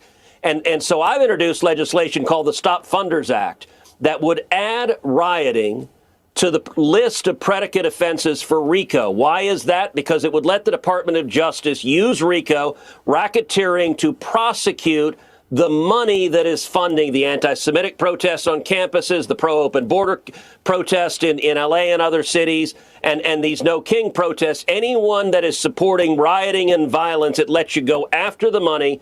And I'll tell you, there are more than 200 left-wing groups behind these No Kings rallies this weekend. They deliberately are blind to what each of the others are doing. That's part of how they avoid accountability. RICO is designed for precisely that sort of criminal enterprise. And so I believe the Senate... Yeah, well, we got to get the Senate to open up the government first. But he's on the right path. Continuing with more of this news. This was posted 24 hours ago. I think it was an earlier moment in the Oval Office when President Trump disclosed that Soros and Reid Hoffman are funding Antifa. Portland, and you are paid people. This is organized. They're committing acts of political terrorism on American soil. And it's time we had a government that looked out for the American people rather than the people who are committing violence against the American people. When you go out to Portland and you see what's happening in Portland, this is like nobody's ever seen anything like it. Every night, and this has gone on for years. They just burn the place down, and you know the shop owners, most of them have left, but the few shops that are open, they just use plywood and just like 3/4-inch plywood. They don't put storefronts because they know it's going to be burned down. These are professional agitators. That's right. These are bad people, and they're paid a lot of money by rich people, some of whom we know. I'm sure I know some. I don't. If I knew, I wouldn't associate because I'll be in trouble because Pam will say, "Why are you associating with this person?" But I will tell you that these are bad people, and they're paying a lot of money, millions of dollars. But take a look at Portland sometime. These are wild. These are crazy people, and they're trying to burn down buildings, including federal buildings. And on my list of things that I want to do before we finish up with the cities, because I think we're going to whip the cities back into shape. We have to. We cannot let our cities, and that's a small example, but it's the most violent example. It's every night, and they've done it for years. You think maybe at some point they made their point, and what are they doing?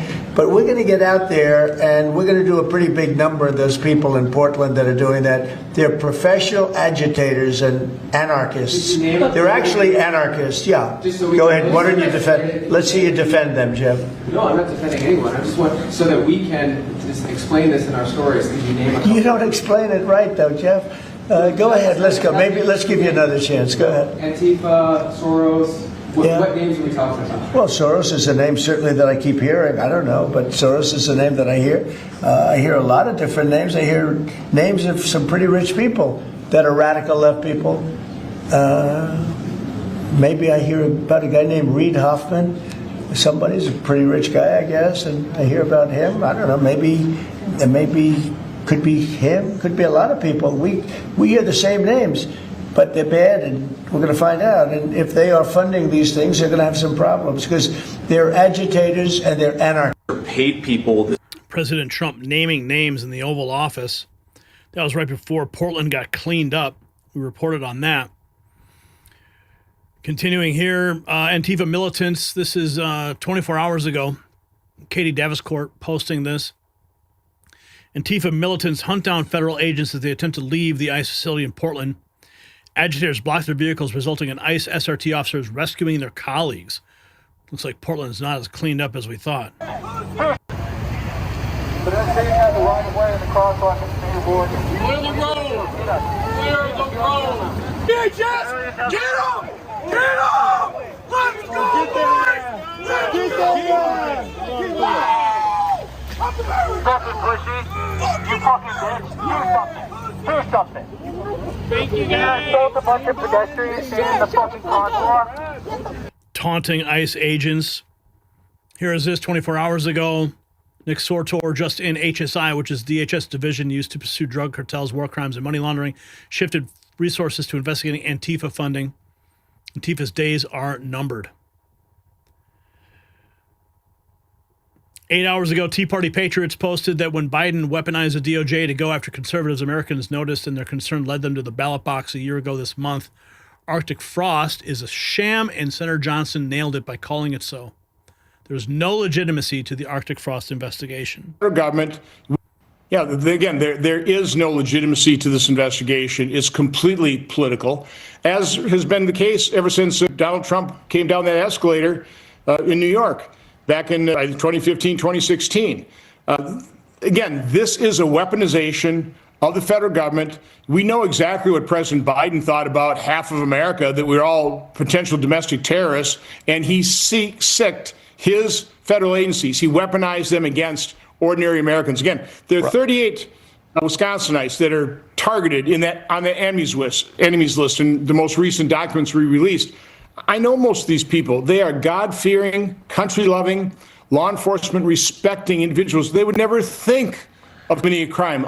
They're involved in politics because they want to save this country. They love this country. It is sick. It is outrageous that they would be on the Biden administration enemies list. Arctic frost continuing to unravel. Just as James Comey's case is unraveling, Antifa funding unraveling.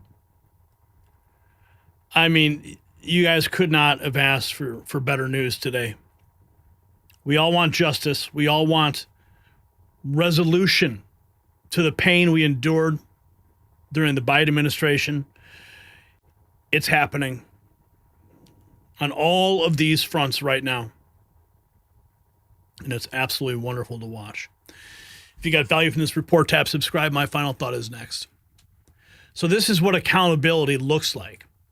For years, Antifa terrorized our cities while the FBI spied on soccer moms at school board meetings. Now Trump has just flipped the script. 7,000 agents hunting the real terrorists, the IRS following Soros money, undercover ops infiltrating their cells, Arctic frost leaders who targeted 400 patriots thought they'd get promotions. Instead, they're getting investigations. Lisa Monaco hiding at Microsoft without clearance. That's not a career move. That's a guilty conscience. And when Trump named Obama as the ringleader, he wasn't making accusations. He was serving notice. The shadow government that weaponized our agencies against us is being dragged into daylight. So here's my question for the comments section. Should every federal agent who participated in Arctic frost face criminal prosecution? Let's have a conversation in the comments below. And while the deep state scrambles for lawyers, support real journalism at our merch shop. It's linked in the description. Wow. So much happening right now. It's happening slowly but surely. And we got some super chats come through. Our boy dropping $20. EBT crew will FAFO if they try that parking lot grab crap here in South Carolina. Morgan Edwards dropping 10. President Trump is the boss. He's not playing with these jokers. Vicky, $4.99. I love my country. Will always remain loyal to President Trump. Ruby Hoove dropping 10. There should be serious consequences for the crimes committed. And Craig, just 44 seconds ago, dropping 10. Hello, everyone. Hi, Gary. Miss y'all. God bless you all, Patriots. Glad to see a live show. Glad you're here, Craig. Great to have you. Great to have everybody here. We got some more news. Big stuff happening in the ICE war, Venezuela, Operation Pacific Viper. That's a new one. We're going to get into it right now.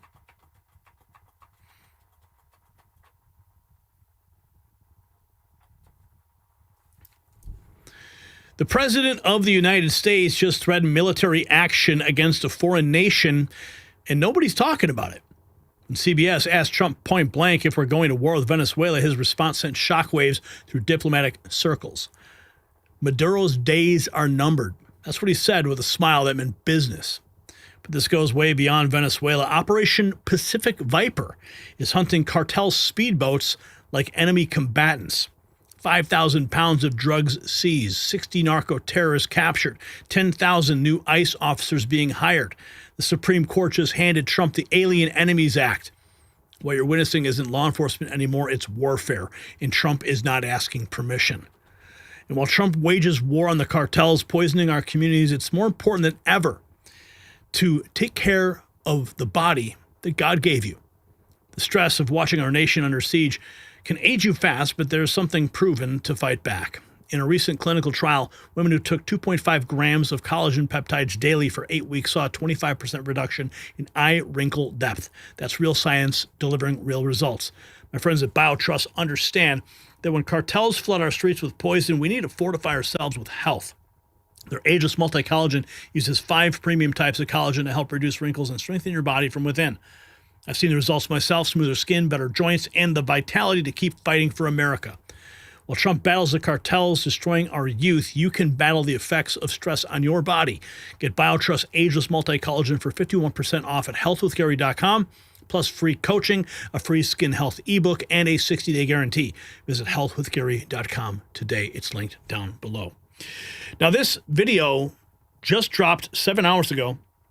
Operation Pacific Viper, U.S. military capturing a narco drug runner in speedboat takedown, seizing 5,000 pounds of drugs, arresting 55-plus narco terrorists. Check this out. Recording.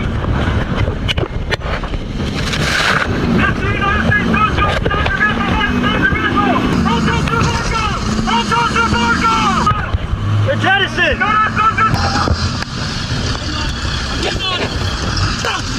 Get out! Get out! Come on! Get on the ground! Get on! Be slow! Get on! Be slow! Be slow! Be slow! Get on! Don't move! Oh, yeah.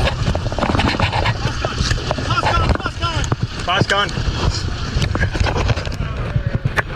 Look at that speedboat. Look at all the drugs. Holy cow, that is insane. U.S. Coast Guard footage just dropping. Oh, yeah. More winning. U.S. military seizes over 100,000 pounds of additional drugs in Operation Pacific Viper. Yes, there's a new sheriff in town. Smuggle drugs and traffic children at your own risk. What's this? Oh, yeah. It's happening, folks. Coast Guard seizes 100,000 pounds. Fox News reporting. Look at this footage, man. These guys are going to war against the cartels. This is wild stuff, man. It's happening right now. CBS asks, are we going to war against Venezuela? President Trump's response. Not only on drugs. Are we going to war against Venezuela? I doubt it. I don't think so, but they've been treating us very badly, not only on drugs. They've dumped hundreds of thousands of people into our country that we didn't want. People from prisons, they emptied their prisons into our country. They also, if you take a look, They emptied their mental institutions and their insane asylums into the United States of America because Joe Biden was the worst president in the history of our country. Are we going to war against Venezuela? I doubt it. I don't think so. I doubt it, he says. I don't think so, he says. But when he was asked this, Land strikes. Are Maduro's days as president numbered? I would say, yeah. I think so, yeah.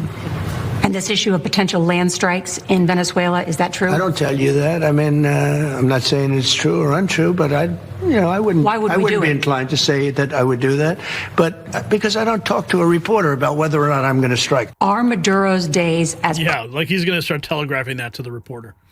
Here's the president 24 hours ago on Air Force One talking about Venezuela. For those strikes, you said that it's not true that you've made a decision on striking in Venezuela. Are there actual plans for those strikes in the near future? Well, how can I answer a question like that? Are there plans for a strike on Venezuela? Who would say that? Supposing there were, would I say that to you? We have very secret plans. Who would say that? You know, what kind of a question is it? Look, we'll see what happens with Venezuela. Venezuela sent us thousands and thousands, hundreds of thousands of people from prisons, from mental institutions, drug addicts, and so did other countries. That's the bad. I mean, other countries did it too, because we were run by very stupid people, very, very stupid people. Biden was the worst president in the history of our country by far.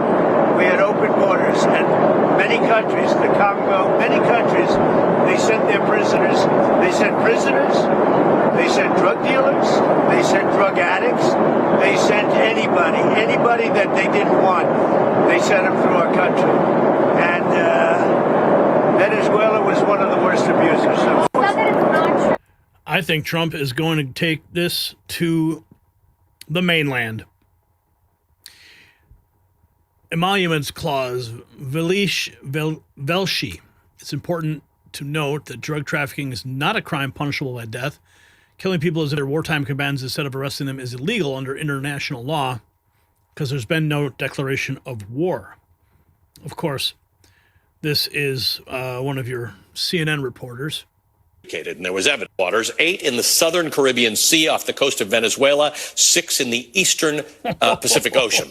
The government has put forth no evidence that these boats are carrying drugs or that they're heading for the United States or that the people yeah, really? They put forth no evidence. Okay. Involved are drug runners or part of a drug cartel. It's important to note that drug trafficking is not a crime punishable by death in the United States, assuming the case was actually adjudicated and there was evidence and there was actually a suspect named.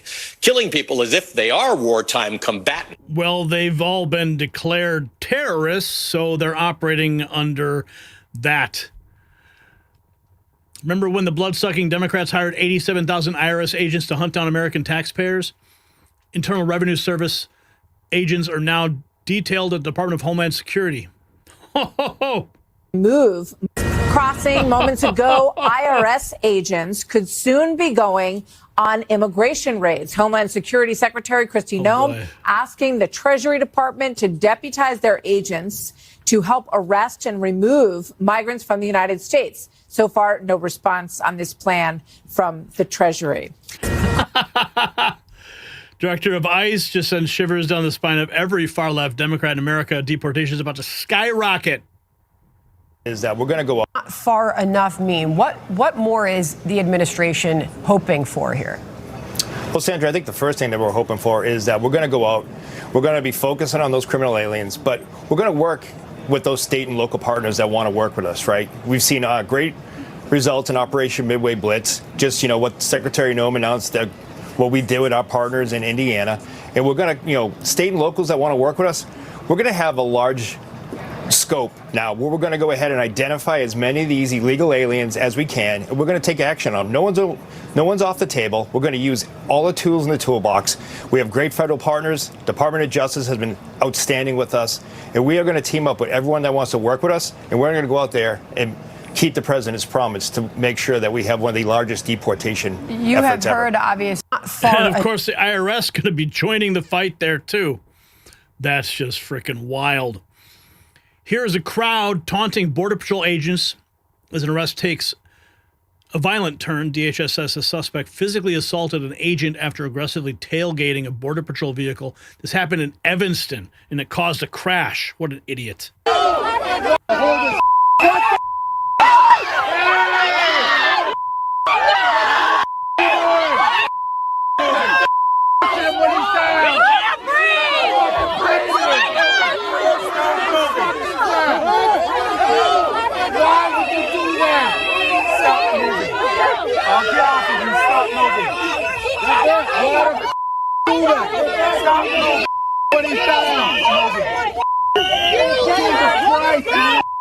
Of course, this is in Evanston, Illinois.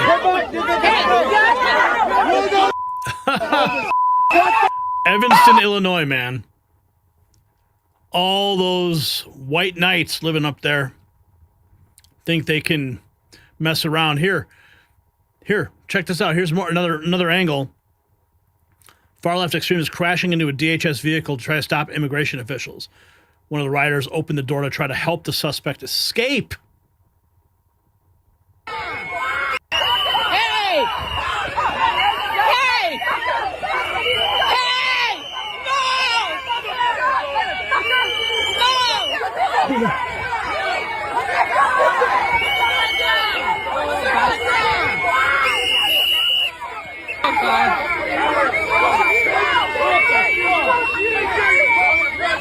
Wow.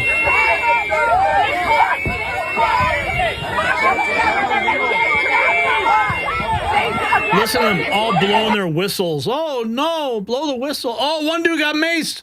Oh. Hey! Let me see that again. Oh. Yeah. You mess around and you're going to find out. All the way up in Evanston. 24 hours ago, Supreme Court ruling allows Trump to invoke the Alien Enemies Act. Enemies Act. Now we have a Fox News alert. The Supreme Court just cleared the way for Trump to deport illegals even faster. The High Court ruled that Trump can use the Alien Enemies Act to send Venezuelan gangbangers to a mega prison in El Salvador. This is a huge ruling in Trump's favor and a major win for the country. After, as you know, D.C. Judge James Boasberg ordered a stop to the deportations. So this is pretty significant. These deportations, Caroline, can keep going.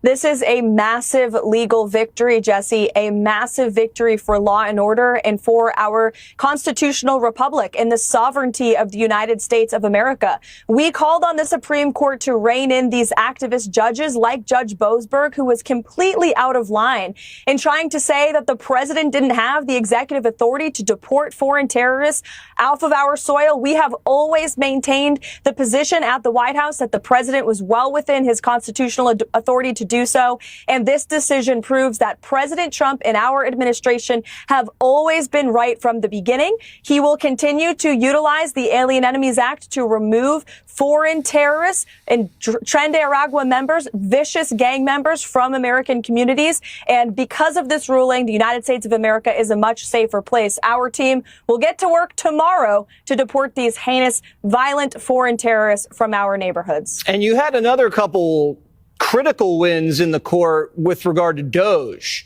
Tell us about those. That seems to be making progress. Yes, absolutely. There have been many wins that the mainstream media has failed to cover, particularly over the weekend. The Supreme Court also ruled that the president does, in fact, have the authority over federal funding, that he can dictate what funds can go out the door and what can't, so long as they are part of the executive branch. So we have always, again, maintained that every executive order the president has signed, every executive action that he has taken has been well within his executive authority. And DOJ is doing a tremendous job at cutting back at the waste and the fraud and the abuse that have been ripping off American taxpayers, that have not been aligned with our interests here in our country. So we're going to continue the president's agenda. Again, he's well within his constitutional authority. Well within his constitutional authority to do all these things, but they're going to continue to try to block him. Here is President Trump on that 60 Minutes interview. In a Chicago. More recently, Americans have been watching videos of ICE tackling a young mother tear gas being used in a Chicago residential neighborhood, and the smashing of car windows. Have some of these raids gone too far? No, I think they haven't gone far enough because we've been held back by the judges, by the liberal judges that were put in by Biden and by Obama. You're okay with those tactics? Yeah, because you have to get the people out. You know, you have to look at the people. Many of them are murderers. Many of them are people that were thrown out of their countries because they were, criminals. More recently, America. Here is more on that interview. President Trump. We have to. Is it your intent to deport people who do not have a criminal record? We have to start off with a policy, and the policy has to be you came into the country illegally, you're going to go out. However, you've also seen you're going to go out, we're going to work with you, and you're going to come back into our country legally. Is it your intent? Yeah, self-deport. You don't have to be ripped out of your home. Simply just report and get deported, and then you can come back. Here's ICE shooting a suspect who attempted to ram agents during a traffic stop in California. We're back over Ontario about 6:30 this morning here in the 2800 block of South Vineyard. According to Ontario PD, they responded to an officer needs assistance call and an officer-involved shooting. We believe the officers in question were federal agents, DHS, Department of Homeland Security, and FBI. It's unclear if anyone was struck by gunfire. Ontario PD is only here to secure the scene. There's another scene, though, inside the Country Meadows Mobile Home Park. It is on, baby. Liberals are now claiming ICE is using long-range acoustical devices, which is designed to project focused sound waves over long distances. Let's listen here. All right, they got an armored vehicle over there. Apparently it has microwave technology or something. But people who have been near it say they feel really ill afterwards. So, yeah. They have some pepper spray and tear gas too. I've been deployed some for my mask. A very large police force over there, though. All right, they got an armored vehicle over there. So it's happening from Venezuela to Evanston to D.C. President Trump is cleaning house. If you got value from this report, tap subscribe. My final thought is next. My friends, this is what America First looks like with teeth. For years, Biden treated cartels like misunderstood social workers. Trump's treating them like enemy combatants because that's what they are. Operation Pacific Viper isn't catching drug dealers. It's destroying a narco-terror network that's killed more Americans than every war combined. When liberal media cries about international law, remember this: cartels declared war on our kids first. They flood our streets with fentanyl, dump their soldiers across our border, and turn American cities into war zones. Now they're learning what happens when America fights back. The ICE director hiring 10,000 officers. Venezuelan gangs are heading back to prisons. When Ali Velshi whines that killing traffickers is illegal, tell that to 100,000 Americans dead from overdoses. So here's the question for the comments. Should Trump use military force to destroy cartel operations in Mexico? Yes or no? Let's have a conversation. You can support the fight. Check out our merch shop. It's linked in the description.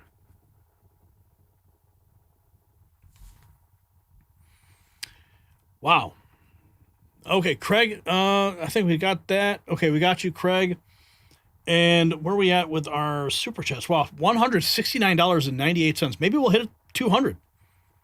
We're only $30 away from 200. That would be sweet. Nice way to open up the week. It's Monday. But then we got this. What is this? Let's see. Oh, Pelosi's not seeking re-election in 2026. That's interesting. All right, we got to find out what's going on in New York, man, because it is a hellscape about to explode. Not good what's about to happen in New York City. The red threat.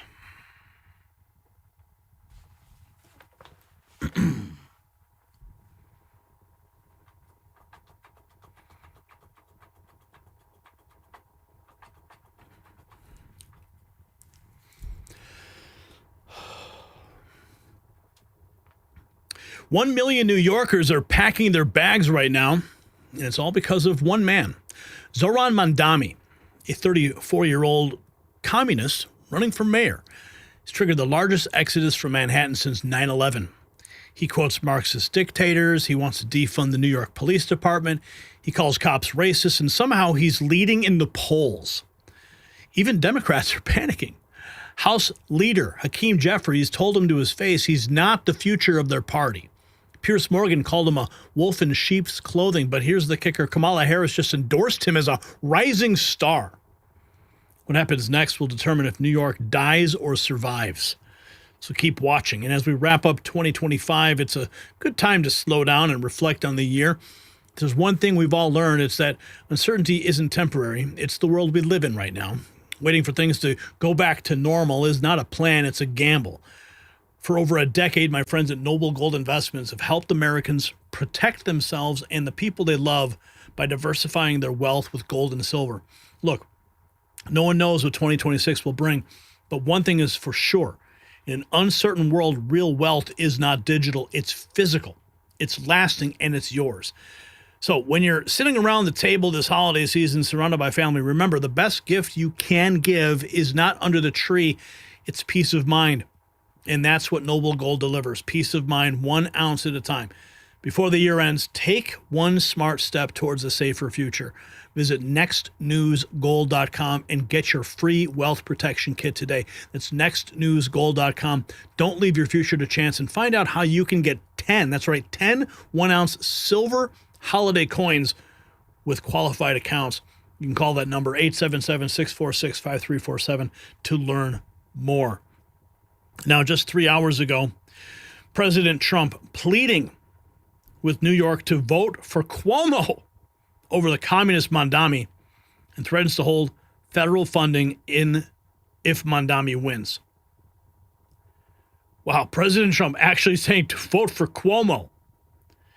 If a communist candidate, Zohran Mamdani, wins the election for mayor of New York, it's highly unlikely that I will be contributing federal funds other than the very minimum as required to my beloved first home, because the fact that as a communist, this once great city had zero chance of success or even survival.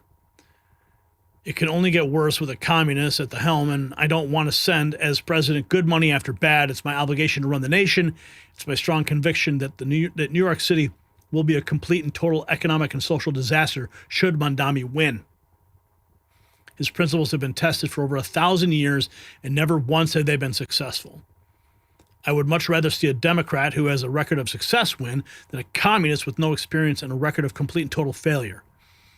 He was nothing as an assemblyman, ranked at the bottom of the class, and as mayor of potentially, again, the greatest city in the world, he has no chance to bring it back to its former glory. We must also remember this: a vote for Curtis Siwa, who looks much better without a beret, is a vote for Mamdani. Whether you personally like Andrew Cuomo or not, you really have no choice, but you must vote for him and hope he does a fantastic job. He is capable of it. Mamdani is not. Check this out. Brandon Straka, walk away movement. Remember that guy? The $100 million betrayal. Zohran Mamdani wants New Yorkers to pay $100 million so non-citizens can have free lawyers. Citizens can have free. Zohran Mamdani wants to take $100 million from tax-paying citizens of New York to pay for lawyers for people who came to our country illegally so they can fight their deportations. How ridiculous does that sound? 1 million or more New Yorkers are planning a mass exodus if communist Zohran Mamdani wins the mayoral race. 1 million New Yorkers. This is according to the New York Post. And Kamala Harris, 10 hours ago, says that Mamdani and Jasmine Crockett are the future stars of the Democrat Party. Holy cow. Group of people. Look who just showed up. Look who showed up, crawled out of her hole. We have so But of course, she's trying to sell a book now, too, remember? We have so many stars in our party. There's so many stars. And let's not be afraid of them. You talk about Mamdani. I mean, he's exciting this group of people who otherwise don't think of themselves as being aligned or a part or even seen by the system. You just look at the range of what we have. So many. Jasmine Crockett, who I just talked to recently. I mean, we have so many stars. We have so many stars in our party. Mamdani and Crockett. Those are the rising stars. Senator John Kennedy drops a truth nuke. I love this guy. And now, if you look, there's been no reflection, introspection, or course correction. So I don't see them changing. And now, if you look at the front runners for president, you got Buttigieg, Kamala, Gavin, AOC. Is that the future of this party now? Well, I don't think they have a future until they stand up to the loon wing of their party. The loon wing, though, the socialist wing is in control. They're about to elect Mr. Mamdani mayor of New York. And this group, we remember them from the Biden days when they had influence with President Biden. They hyperventilate if you use the wrong pronoun. Yeah. They think Abraham Lincoln and George Washington and Thomas Jefferson and Dr. Zeus and Mr. Potato Head are a bunch of racists. They think children ought to be able to change genders at recess. The American people don't think that. And many Democrats don't. I want to be fair. But the loon wing does, and they're in control. Well, I mean, who are the ones except for John Fetterman speaking out? None. There you go. Because they're scared. They're not scared of Senator Schumer. They're scared of Congresswoman Ocasio-Cortez. And sooner or later, well, I don't know what's going to happen, Sean, but you know, as a Republican, this is probably good for Republicans, but I think it's bad for the country. Yeah. I believe in competition. And I think New York is the greatest city in the world, and I don't want to see it ruined. It's going to get ruined if Mamdani's elected. Hopefully President Trump's post will wake up some folks, but most people are going to ignore that because it's President Trump. Paul Zipula, Zohran Mamdani, is told to his face that Leader Hakeem Jeffries said Mamdani is not the future of the Democrat Party, and he refused to respond. Hakeem Jeffries was asked this morning if you're the future of the Democratic Party. He said no. Good to know. Do you have a response? No, I'm focused on the next 2 days. Do you think you're the future of the Democratic Party? I don't dare predict the future. That's why I'm out here canvassing to deal with my anxiety to get through the tape of the future of 9 p.m. on Tuesday. Now, Jessica, that conversation about whether or not he's the future of the Democratic Party is going to be what we're going to be talking about likely on Wednesday morning. Hakeem Jeffries was asked this morning. Hakeem Jeffries. Here's Piers Morgan torching Mamdani. Ties. I mean, and he's a radical too. And some of his radical Islamic ties. I mean, y'all experienced that in London as well. Sure. So look, Obama compared to Mamdani is not radical. Let's be clear. I mean, if you look at Mamdani, the defund the police stuff that he was openly posting, you would have thought that would be a disqualifying thing for a mayor of New York City. You would just think if you call the NYPD a bunch of racists who have to be defunded, in other words, just stopped, you would think that person could never become the mayor. He's trying to pretend that he is, a nice little sheep. He's not. He's a wolf in sheep's clothing. Mm-hmm. He's a proper socialist who's going to whack people in New York. And the day of reckoning will come when he actually has to pay for all this stuff. And, there is nowhere in the world where you can point to where actual socialism over any sustained period has worked. And he's a radical, too. And some of his radical Islamic ties. Wow. Here's more. CNN's doing their best. 11 hours ago. Media lies. CNN's doing their best to whitewash the truth about Zohran Mamdani after Trump labeled him a communist. Who has referred to him as a communist, even though we heard from Mamdani, who was surrounded by his supporters, including State Attorney General Letitia James. And we also heard his reaction to comments from President Trump, who has referred to him as a communist, even though Mamdani is a democratic socialist, and has threatened to take funding from the city of New York. We heard from darkness. It takes courage to light a new path. As Thomas Sankara once said, fundamental change only comes from the courage to turn your back on the old formulas, the courage to invent the future. Together, that is exactly what we have done. For too long, we have been told to be satisfied with abstractions and strongly worded letters. Oh boy, man. New York is screwed. Here's President Trump calling him a communist. Socialist, communist. Zohran Mamdani, 34-year-old Democratic socialist. He's the front communist, not socialist, communist. He's far worse than a socialist. Some people have compared him to a left-wing version of you, charismatic, breaking the old rules. What do you think about that? Well, I think I'm a much better looking person than him, right? Zohran. Oh boy, here's President Trump more on Mamdani on 60 Minutes. Money to New York. But what if Mamdani becomes mayor? It's going to be hard for me as the president to give a lot of money to New York. Because if you have a communist running New York, all you're doing is wasting the money you're sending there. So I don't know that he's one, and I'm not a fan of Cuomo one way or the other, but if it's going to be between a bad Democrat and a communist, I'm going to pick the bad Democrat all the time, to be honest with you. The lesser of two evils. That's what New York's got right now. And a million or more are planning a mass exodus. Nearly 1 million New Yorkers ready to flee New York if Mamdani becomes mayor, possibly the largest exodus in history. Hundreds of thousands of New Yorkers are prepared to bolt from the Big Apple if Mamdani wins the Tuesday mayoral race, potentially setting the stage for the largest population flight in U.S. history. That's what a poll is warning. Around 765,000 people of the 8.4 million residents who call New York their home are preparing to leave. 9% New Yorkers sharing that they would definitely leave the city if he's elected. If those residents were to leave, it would be equal to the population of Washington, D.C., Las Vegas, or Seattle fleeing the city. There are 25% of New Yorkers, about 2.12 million, said they would consider packing up and leaving. Among the high earners, 7% of those making over $250,000 a year said they would definitely flee.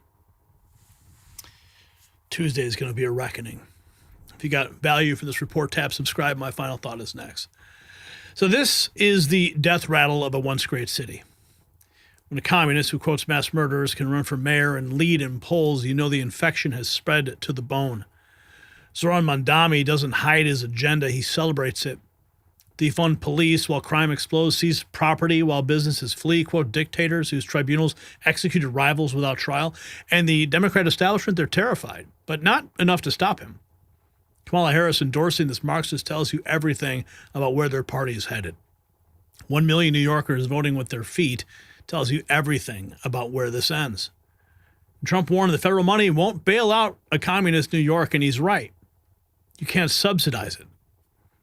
Wall Street's packing up, families fleeing. The city that survived 9/11 might not survive communism. So here's my question for the comments. Would you stay in New York if Mamdani wins?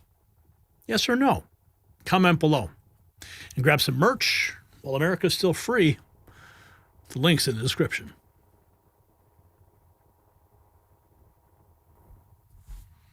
Wow.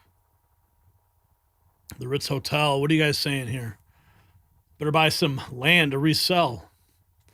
Where will those people go? Snap must be changed. Yeah, they're going to go to Florida, right, Brian? What's up, Daniel? I see you there texting me. No way I would leave for sure. Last time I was in New York City, it was filthy. It's still filthy, sure. It's still filthy. Pothead Kenny still loves his Henriette. Love it, man. Kirk's like, I would leave. I would leave. Everyone says, I leave. R.I.P. New York City. Tuesday's election, man. The reckoning is crazy. So we've just witnessed the trifecta of Democrat destruction.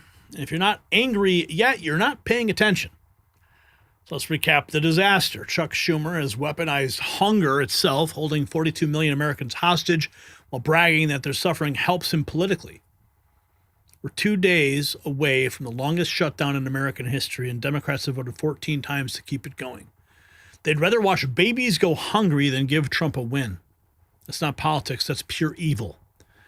The SNAP crisis is exposing their entire scam. 21 blue states won't even let us see who's stealing benefits. Dead people eating better than veterans. Illegals getting 65% more than citizens. And Secretary Rollins caught them red-handed with over 100 arrests already. Even Democrat Senator Fetterman admits they own this catastrophe, but they won't stop because chaos is their currency. Meanwhile, Trump has unleashed the Kraken on multiple fronts. First, he's got 7,100 federal agents hunting Antifa's money like Elliot Ness hunting Al Capone.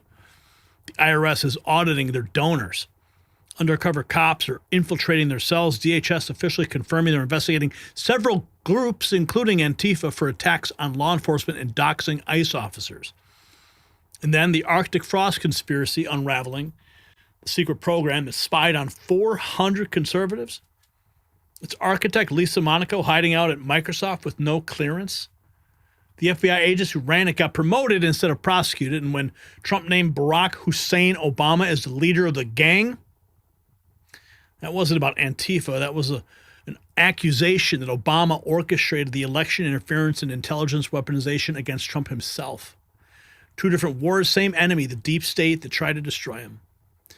And then, of course, he's treating the cartels like the enemy army that they are.